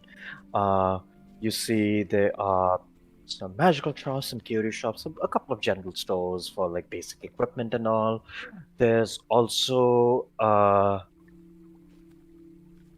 there's also this one very ramshackle looking building which has smoke coming out of the front and a bunch of like hammers kind of welded into the roofs themselves, and they give off this weird rooftop shape of an entire gigantic hammer, kind of like just crashed into like the side of the street, and that like head of the hammer is the building.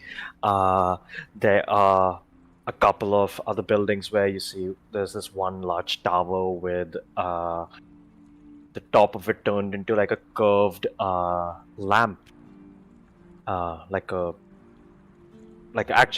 like a curved golden lamp. And you would also see a few shops kind of in a cloister together, and the top of them are all sharing like one roof, which looks like a book, and each shop seems to be like a page kind of wrapped around each corner of the cloister.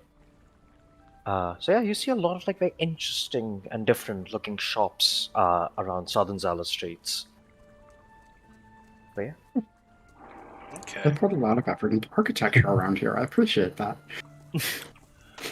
That one with the hammer, I really like that. That hammer and anvil.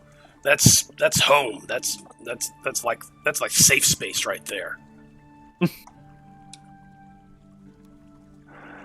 Well, yeah, I'm just going to go ahead and choose one at random unless anyone cares where we go. Not really. No. The bookstore probably wouldn't have climbing gear, but other than that, I got nothing. Well, let's head to the forge and see if we can get some climbing gear. Or actually, now that I'm thinking about it, there's another thing. Potions. Is there a potion shop nearby? Like a magical potion shop? Yeah, you could find an alchemist shop. Let's do that Definitely. first, because I know what I can use as an alternative, but I don't know what things cost in this area. So let's go check out the potion shop first. See how good my 39 gold that I've still got can take us. Oh no! Shopping episode with 39 gold. Let's go. I'm not expecting much, but you never know. Mm-hmm. You make your way over to this one shop with like a small like cauldron. Atop it is sitting what looks like a big toucan bird. There's no name on the signboard itself, but as you enter the shop, you look around. There's different shelves stocked with vials, chemical reagents, and what seems to be even like a small few collections of scrolls, all in different like cases and shelves all over, from like the top of the building. On the roof itself you would see like almost like what languages do you all speak?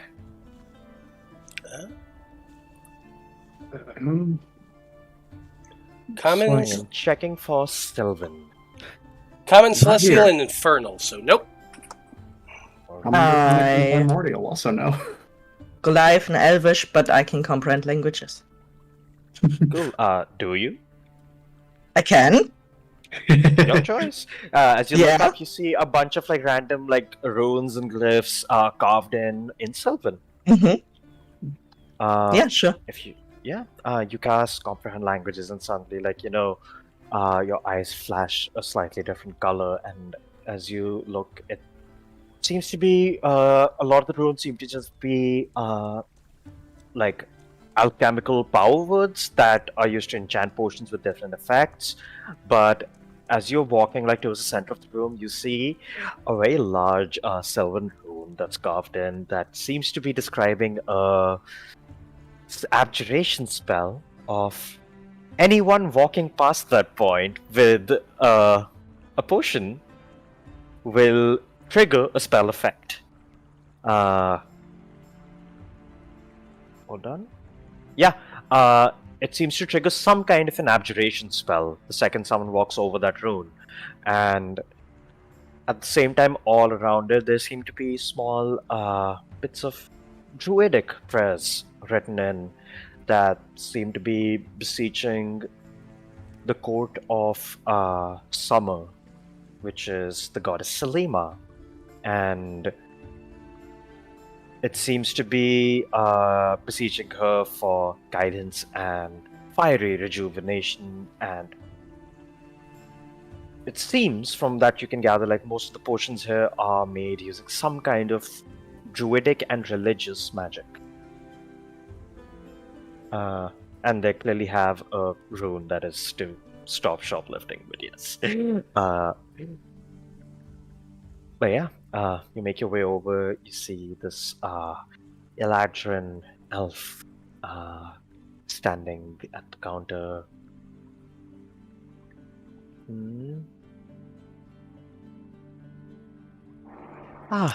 Welcome to the Dipping Beak. How can I help you? You have a lot of interesting things here, but unfortunately I just came for some climbing gear.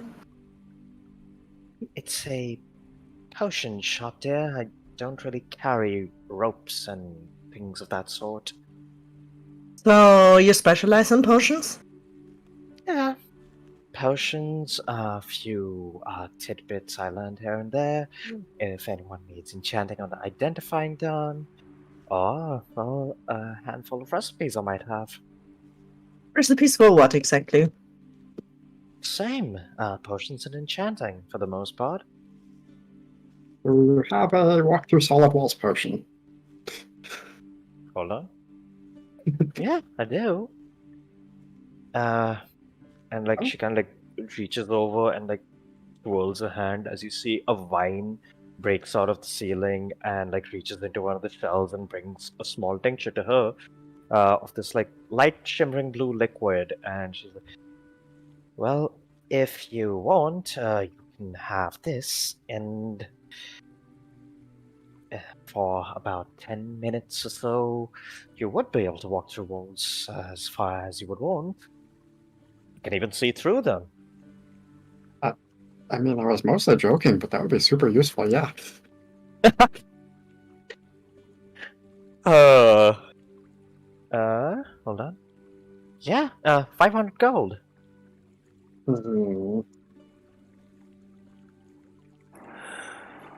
Yeah, that seems a bit much for what we're looking for right now. What are you looking for besides climbing gear? Well, I wasn't looking for climbing gear here. Hi! My name is Yehoshu. What's your name? Renfara. Renfra. Lovely name. Lovely person. Great shop. Love everything you're doing. Don't change a thing. We're embarking on a bit of an expedition. And, well, to be honest, we're not quite sure what we need, so I'm trying to plan ahead a little bit, if you will. Chances are we might have to climb up something really freaking tall. There's also a possibility that we might have to take a really deep swim in the ocean, or a lake, or a river, or something along those lines. So if you have anything that could maybe help a small group breathe underwater, or climb, or climb up a wall, or fly up the wall, or something along those lines. But I'm going to be completely honest with you, bit of a limited budget. How can you help me out? As She- Yehoshu yeah. finishes, I lean over the counter and get very close to her. Or is there anything we can do to earn up that potion that my friend Project mentioned to her? Oh, the walk through walls portion? Yeah, exactly. Alright. Renfro looks at you all and they go, well, I do have potions for all the things you said. But as you said, if you are on a bit of a limited budget, that might be a bit rough for you all. And again, they are potions, so each of them can only give one person that ability. But if you are looking and if you are willing to, well, work for it to a certain extent, we can work something out, of course. Give me a bit of a forward payment as a sign of goodwill. And if you are clearly going somewhere to climb something big, that means you'll be leaving town. If you can get me a few resources back, we can call it even. What sort of resources are you looking for?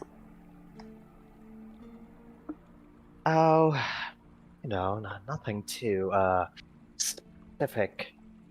Mostly just, a small batch of ember leaves, and if you could, a tusk of a mammoth shark would be great.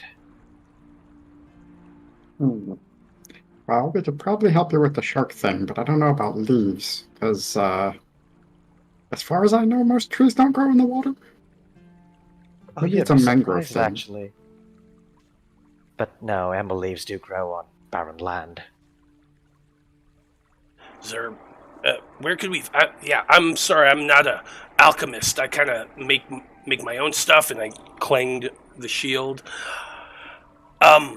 Where can we find ember leaves at? Is that somewhere along the coast? Yeah, unfortunately, that would be further inland. They usually grow near the base of the Steel-Cap Mountains or in the open fields further beneath or above that. Usually away from forests, they kind of eat away at the ground a little, so it's hard to grow forests around them. And in return for these, what would you be providing? I can. Thanks for a moment, just goes. I could provide you with 2 potions of one of the things that you mentioned, as far as flying or breathing underwater is concerned.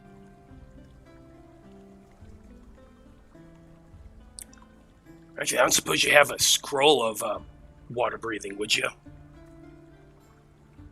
I would, but scroll is a bit more pricey, really. But how about this? You throw in. Well, she like things to say. How much do you have? I'd like to size them up and down and kind of see if I can figure out what they want to know or what they want to hear. Oh, give me a insight. 14. 14. You aren't sure what they exactly want to hear, but they seem to be gauging how much of an ask they pull out of you for how much you have. If you don't have too much, they might ask for an additional favor, maybe.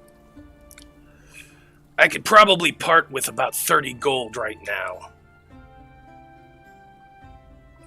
Oh. Like, looking almost like a little dejected. Oh. If that's the case, I can work something out. How about this? You said you're traveling out, right?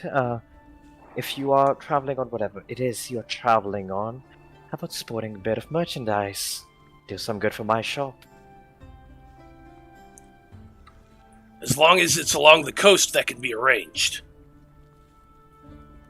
Oh, not really a delivery per se, more of a pickup. If you can work your way along the coast to one of the towns near the southern tip of the mainland, That'll be just great. It's a small town by the name of. Wait a minute.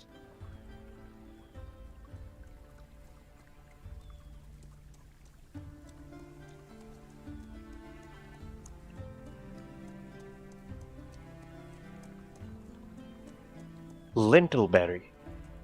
That's Lintle berry. This is a small little village. I have a friend that works there. He's a wolf. By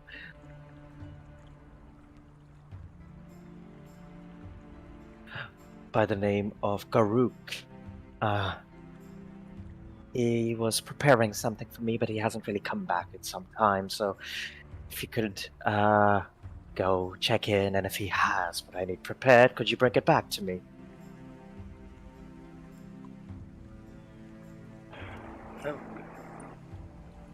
Yeah, what do y'all think? I mean, it sounds perfectly reasonable to me. I would love to go to a new place far to the south, and if we're going southish anyway for our thing, that's great. The concern I'd have is that you told the sailor it would only be like a couple days, and I don't know if that's still true if we're going to a new village. And we're supposedly leaving tomorrow. And we're leaving tomorrow. Tomorrow morning, yeah. Well, I mean, I feel like a couple is a little bit of a subjective term because for some people 2 is a couple, for some people 3 is a couple, for some people like say the emperor who probably has a harem, a couple could be upwards of 100 or more. So I mean, we're really dealing with some complicated semantics. Okay, but if he decides he doesn't want to sail a boat anymore because of semantics, can we solve that problem? We have that many days to learn how to pilot it ourselves. Wasn't that the plan all along anyway? I thought a couple was when people find a mate. I mean, that too, but like I said, harem, hundreds, it all works out. Hundreds? Once again, you send Clang into deep thought as he counts up to 100 with all of his might. Oh no. Life's weird, people are weird, it's cool, no big deal. But, okay, so, find some ember leaves, get a tusk of a mammoth shark, and go to the town of Lintleberry and find someone named Garrick and get a potion from him, or get the person themselves and bring him back to you. And in return, scroll of water breathing and a potion of spider climb. Is that about right? Water breathing and a potion of flight, actually. Oh, flight, even better. Yeah. Wunderbar. It seems as though we have an accord. All right. Glad to hear it.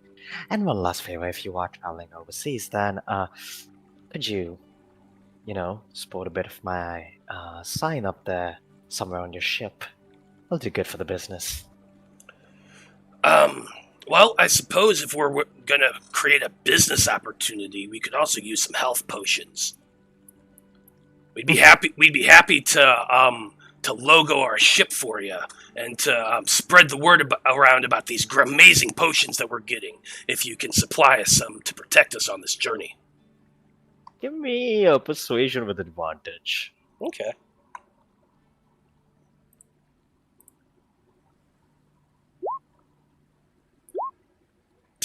God damn, terrible 9. Maybe we can talk about that once our first leg of our arrangement is settled.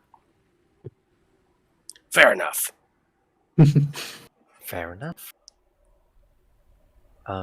She will give you the potions you requested.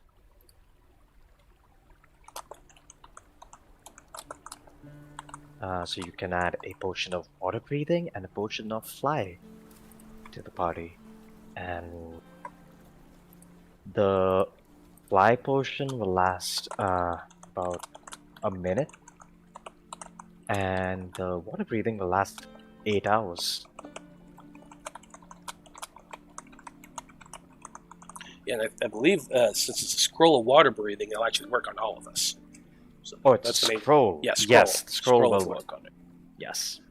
Okay, and I didn't have to give her the money, right? Because I still need that climbing gear. Oh, you're paying up front, of course. Oh, damn it. Fine, 30. There's the 30 gold. Shink. Each of these things are a few hundred gold, by the way. Oh yeah, absolutely. But we're also doing a shit ton of legwork for this lady. Yeah. Or, It's I don't almost know if like you- you're earning the potions. Yep, Uh, 9 gold left. But yeah. After that, she just smiles like, oh, I'm glad that's settled, and I hope to see you all a little soon then. In. How does a week sound? Well, we'll touch base with you when we get back in town. Absolutely. Or not? Okay, she doesn't say anything. And you all make your way out of the shop then? Okay. Yeah. Well, that seems reasonable enough. Does anyone know anything about how to fish for sharks? What do you mean fish for sharks? I thought sharks were fish. Well, sure, that's why you gotta fish them. What? Well, how do you get a fish? You eat it. Yeah, but how do you get it? It's in the water. I grab it. Okay, so how do we do that for a shark, though? Well, I've got that big, so I can, I can try and grab it like this and can knock some sense into it and just bring it over to land. I hear they don't breathe on land. Seems absolutely reasonable to me. It does. I'm just... If we're in a boat, it'll be hard to get down to where the shark is, so... I mean, maybe if we're really lucky, there'll be one around the tower and we can just get it while we're water breathing, but... We'll keep our eye out for it as we're sailing up the The coast. hope.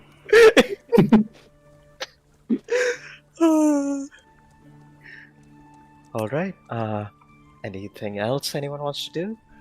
A climbing kit is the last thing on my list. I don't know if anyone else has anything they want to do. Alright,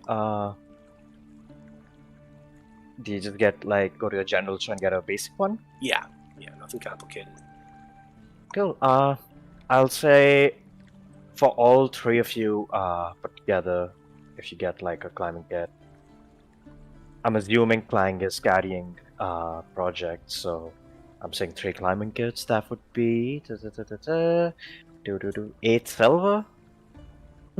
Yeah, works for me. 8 silver. Alright.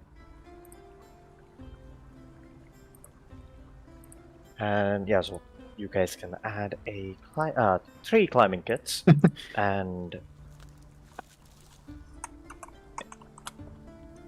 if everyone else has nothing else, you can find yourselves a tavern and get some rest.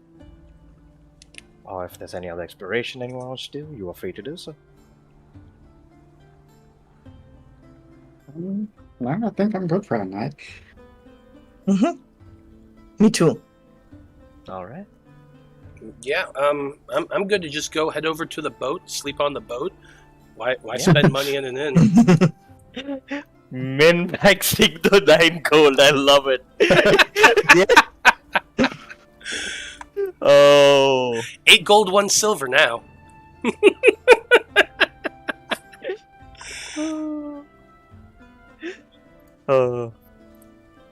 But yes, if everyone's alright with that, everyone goes to the ship to get some rest.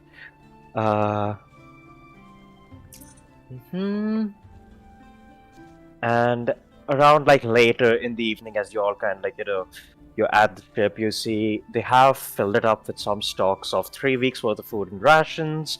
There is a pair of cannons, one on each side, set up on the ship as well. There seems to be, like in the lower level at the same store level, a couple of basic, like, daggers, knives, and extra ropes and whatnot there for the rigging and whatnot of the ship, and some basic wooden planks and materials in case the ship takes damage. One level above that, you have your individual rooms. There is a little bit of a common meth for making your food and whatnot, and around the common mess, it's a small ship, so around the common mess itself, there's a small table set up with a map, and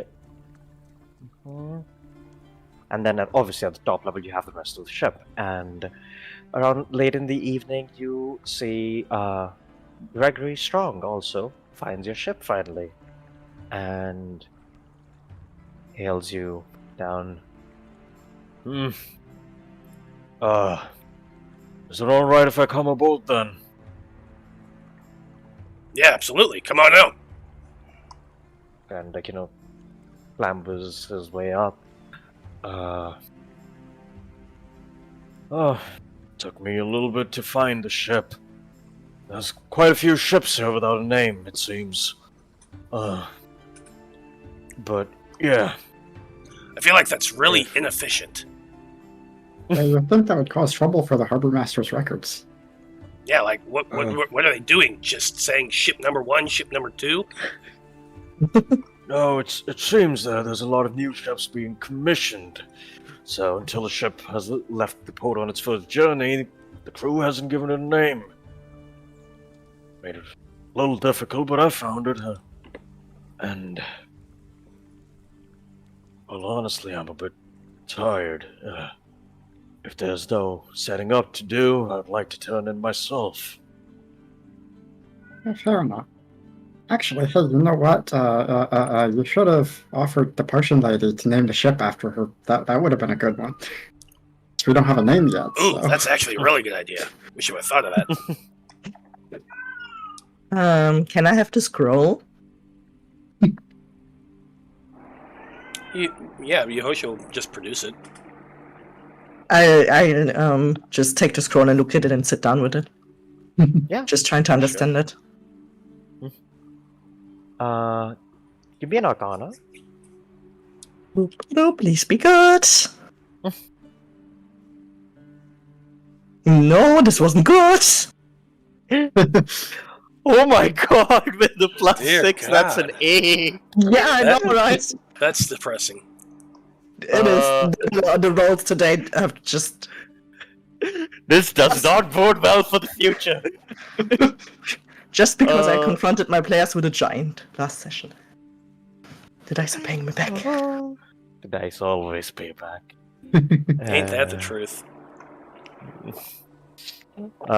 You spent some time looking it over.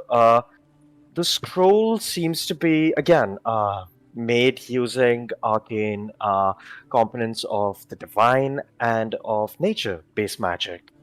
And it's not very familiar to the kind of magic you would be used to. The runes are different. You're trying to use comprehend languages the best you can to kind of get a bead on it, but it's still the process of the spellcrafting itself seems very different. So it's taking you a little longer than usual to figure out what the scroll exactly works for. So yeah, it'll probably take a couple more settings maybe to get it now. But yeah. Since it's a divine-based magic, is it something that I could probably do better, being a divine caster? Sure. You if you see Sly Speaker working on the scroll, you can give a hand with your own Arcana check. I've got a +1 on this, so this is going to go great. 7! Surprisingly a close roll. You look over, you're just like, what is this language? Elves. I can never understand elves. Oh. You know what's even more frustrating? When you understand the language and you don't get it. I feel like you're going to be a lot better at this than I am, so I'll leave this this task to you. And you just sit there with a scroll that you can read. You're just like, I don't know what this means. You see like the little math calculations coming out of me. Like, Yeah. Almost crumbling the scroll like, I can do this! Usually. What do you mean 3 times 2 equals to the sun? That's not right! That doesn't make sense. And Sly Speaker. Just keep in mind that the divine magic comes from within. It's your will controlling the magic. So just be in control. You got this. I look at you really confused. Yeah, that's not how it works for me. Well, I mean, that's how it works for me. I don't know. Good for you, but it's not how it works for me. I subconsciously pat the vertebrae on my chest. Mm-hmm.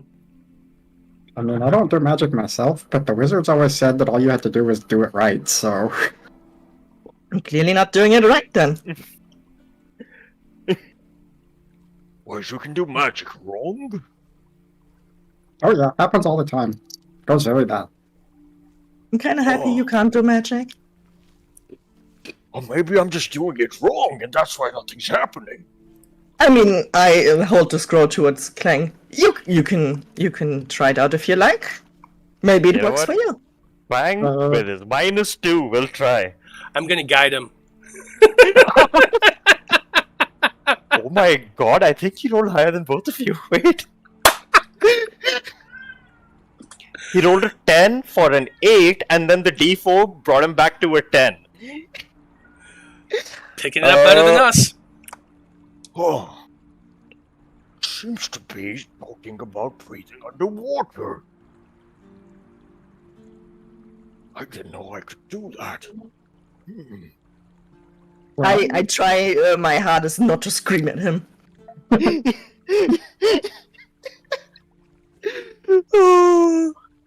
And with that slightly frustrating outcome with the scroll, you all turn in for the night as you all take a little long rest.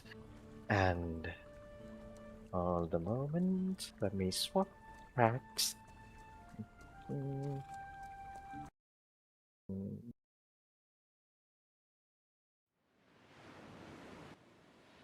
Yeah.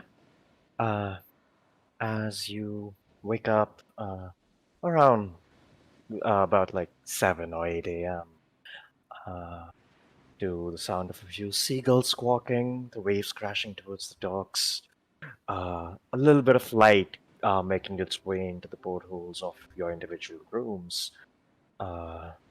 You all get up and kind of meet in the common area of the ship. And you see Gregory has been up like before you all and has set the sails up at the back and the front, has worked the capstan to raise the anchor, and is pretty much waiting on the others to be ready for setting sail.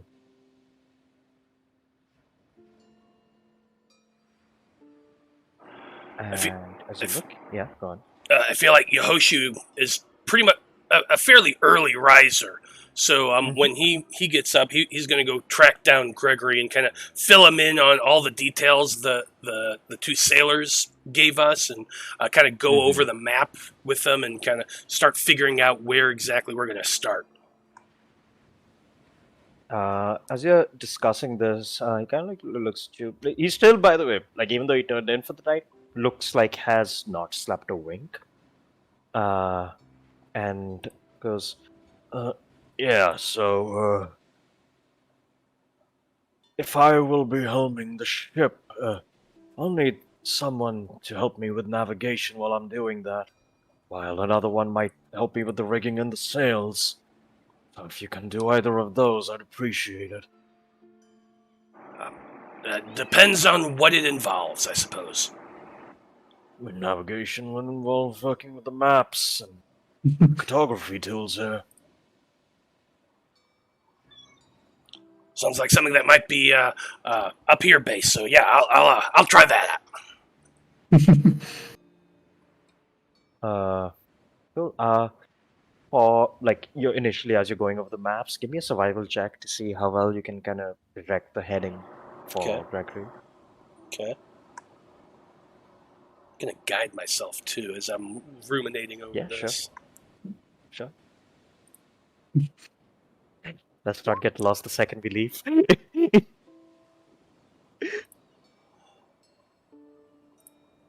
I would certainly prefer that. 15. Or no, sorry.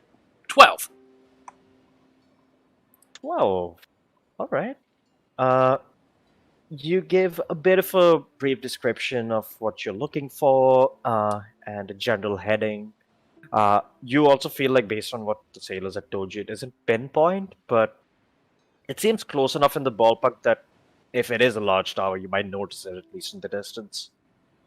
And with that, he kind of looks at the crew and asks if everyone's ready. He lower the sails.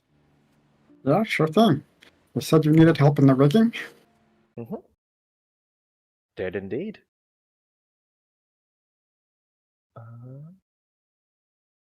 He looks at you like, are you offering? Yeah. Like I say, I'm happy to help out however I can. That's great, actually. Like, just points you to the front of the sails with the ropes and all. I'll tell you where and how to do it, but you mostly have to raise or lower the sails and turn them in different directions. I'm great at turning in different directions. That's the number one thing I do.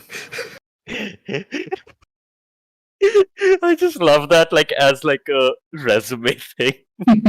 Can turn in directions. But yeah, I will say you give me either a sleight of hand or an athletics check. Your choice. Ooh, rough. Two things I don't have. That's how it goes sometimes. Ain't that the truth?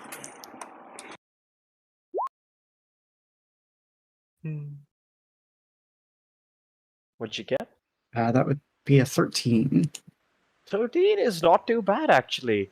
You all watch as the slime kind of like projects a piece of themselves towards some of the rope, and as it like kind of like wraps around the rigging, and the weight of it begins moving it back and forth, almost as if like the rope inside of the plasmoid structure is controlling the direction it moves in.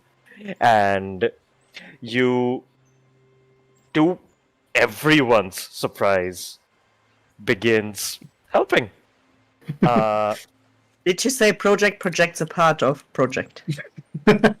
Yes. Exactly that. I would help with the rigging as well. Yeah, you can give me the same checks, either or. You said sleight of hand or athletics, right? Yes, correct.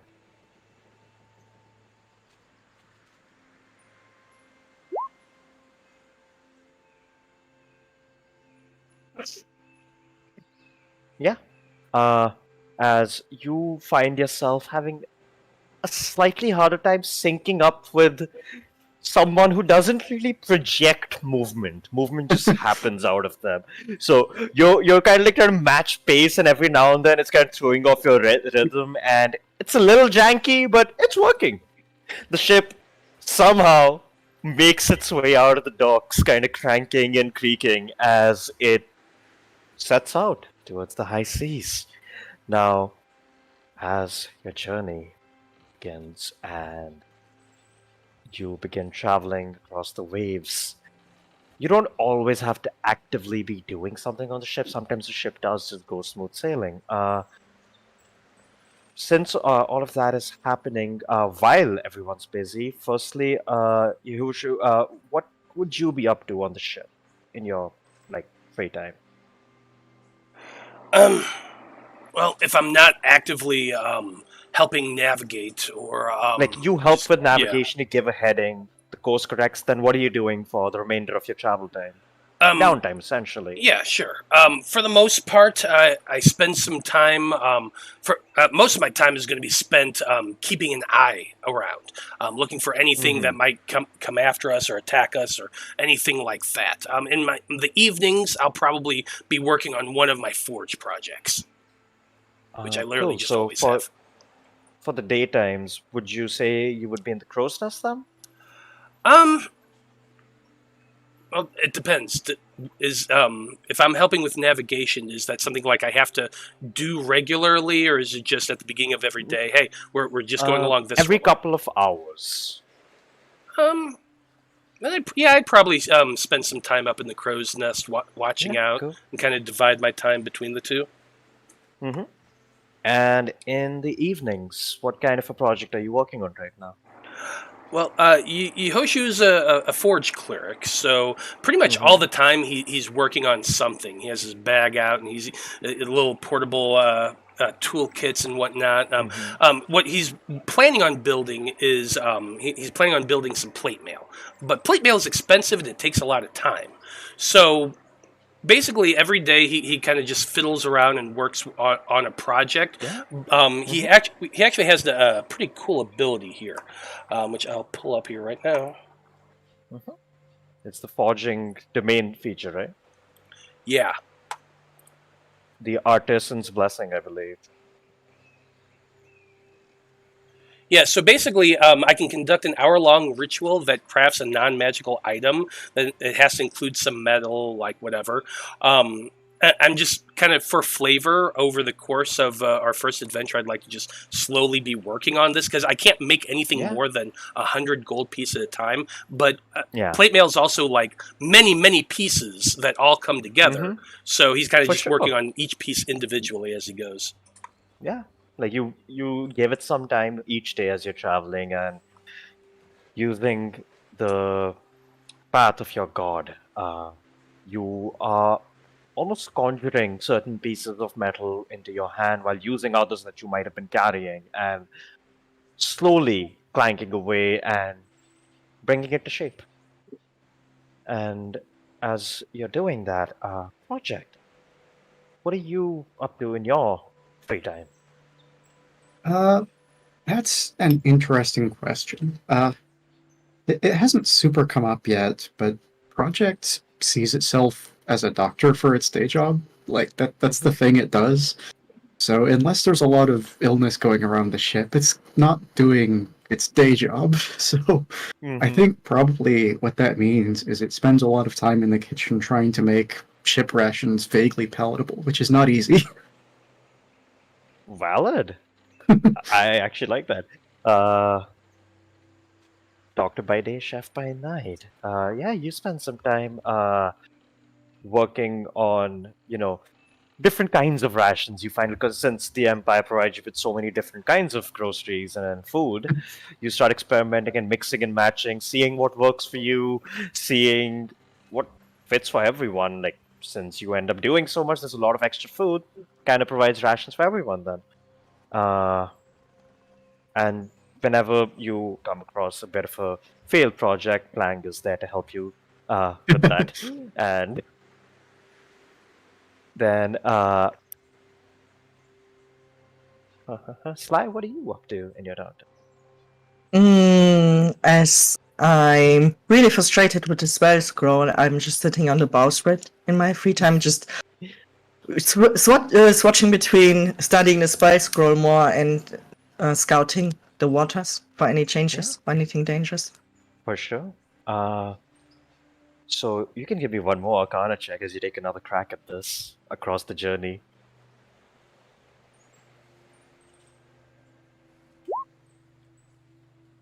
Maybe it was the place of studying. Let's go! An 18 would definitely be good. You spend some time with like a little bit of a more fresh headset. You sit down and look at it. You're like, oh, that's what it meant. And you spend another few hours on it. And from what I understand, you're trying to inscribe this on your book? Yep. So I get my bone carving tool out and just try to get it into the bones. There is, I believe, a gold cost associated with the spell. Since you have the full scroll, let me just see. Let's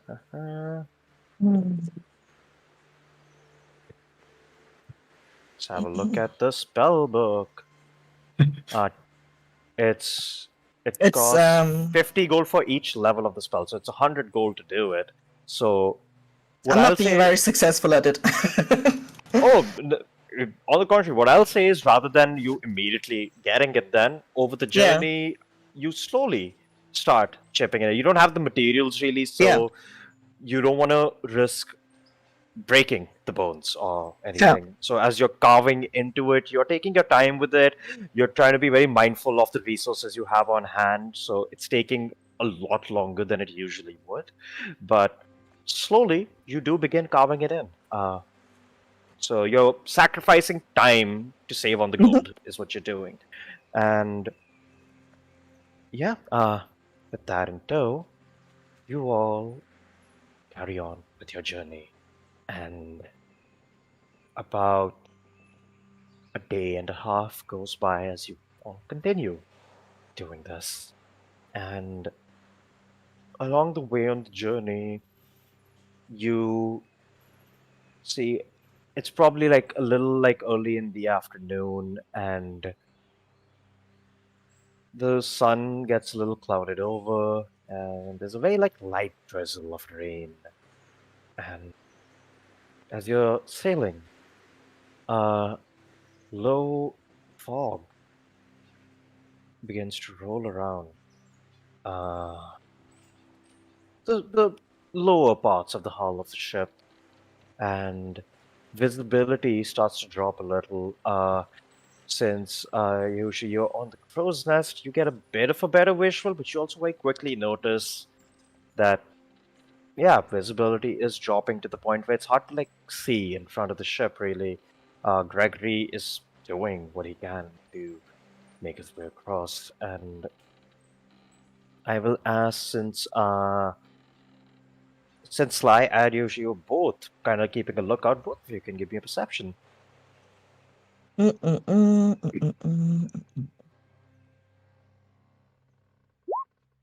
is the boat. The boat is helping me. Whew, nat 20 for a 26, baby. Okay, we just have to stay on the boat forever. Yep. We just don't leave the boat and we're good. This is our I new am home the now. boat. The boat is me.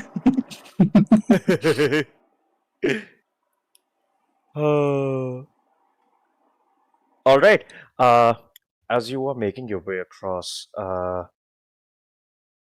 you see outright, like you first Sly get a bit of a visual at this distant silhouette in the water, and a very light sound of a paddle rowing and rowing.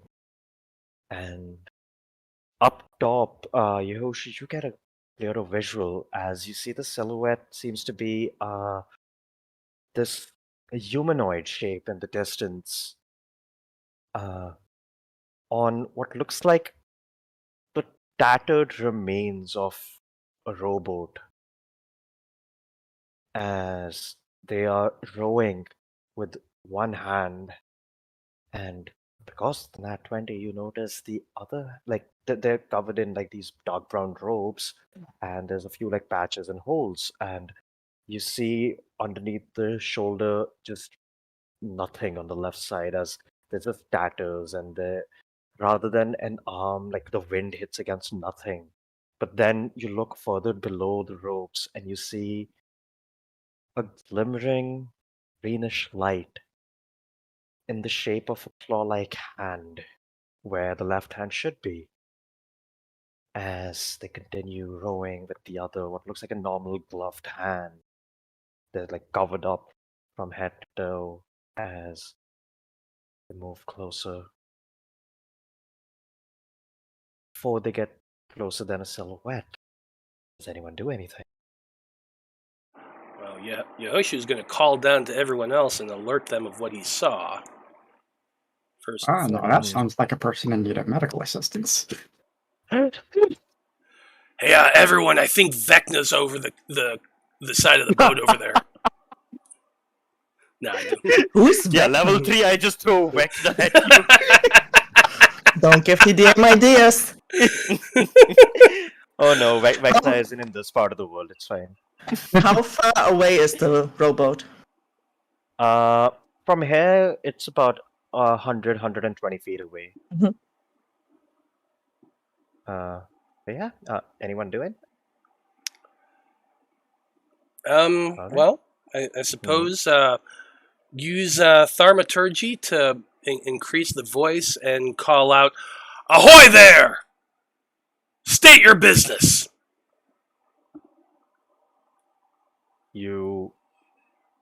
When you say that, you hear nothing against this echo of an empty ocean in front of you.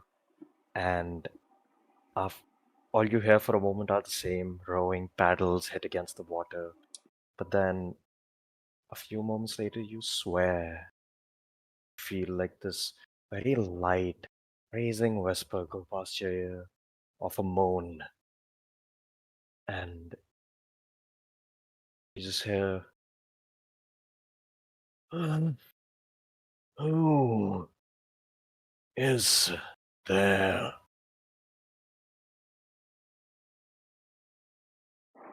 My business is my own.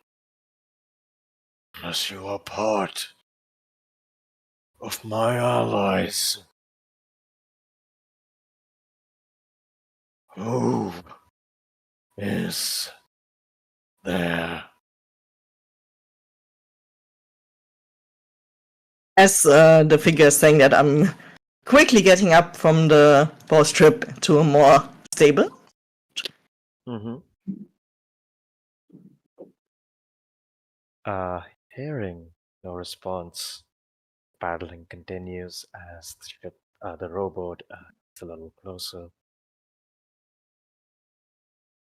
Now, are they coming closer to us, or they're going alongside? They seem to have been going alongside, but they seem to be slowing down as they're getting closer.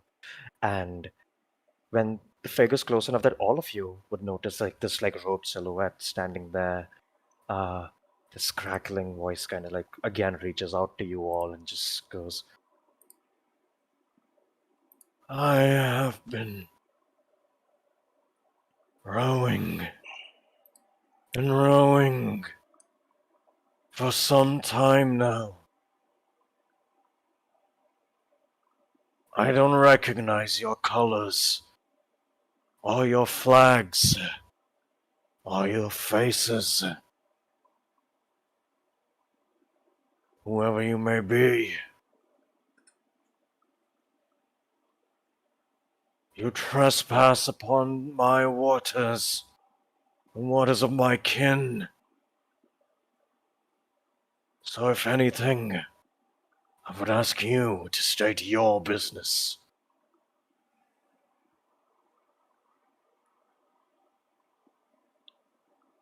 No, I think I understand. Just a little mix-up. You don't recognize my face because I don't have one. Everything's cool. Don't worry about it.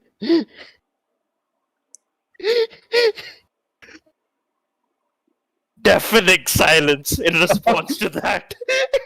I feel like we're all just staring at Project right now. Project. Like, what?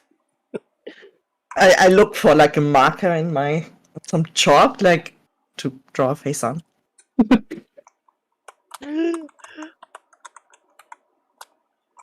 you would make light of my warnings, I assure you.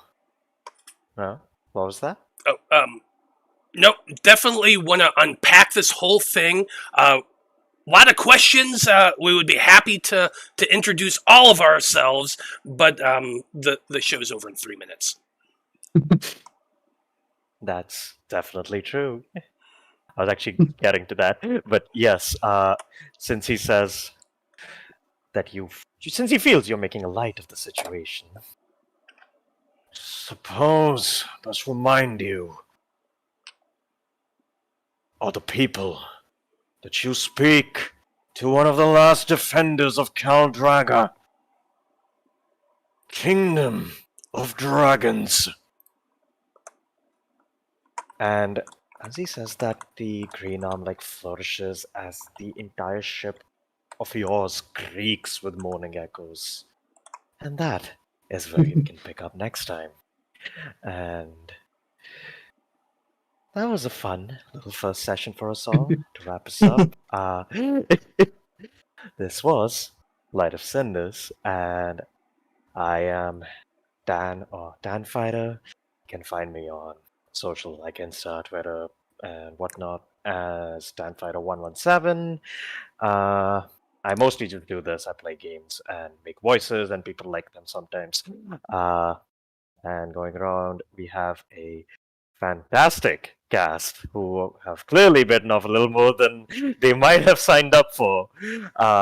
As can go one by one from Yehoshu. Where can we find you? Okay, well, howdy everybody. I am Matthew R. Dawson, and today I've been playing Yehoshu, the half-celestial, half-abyssal Forge Cleric.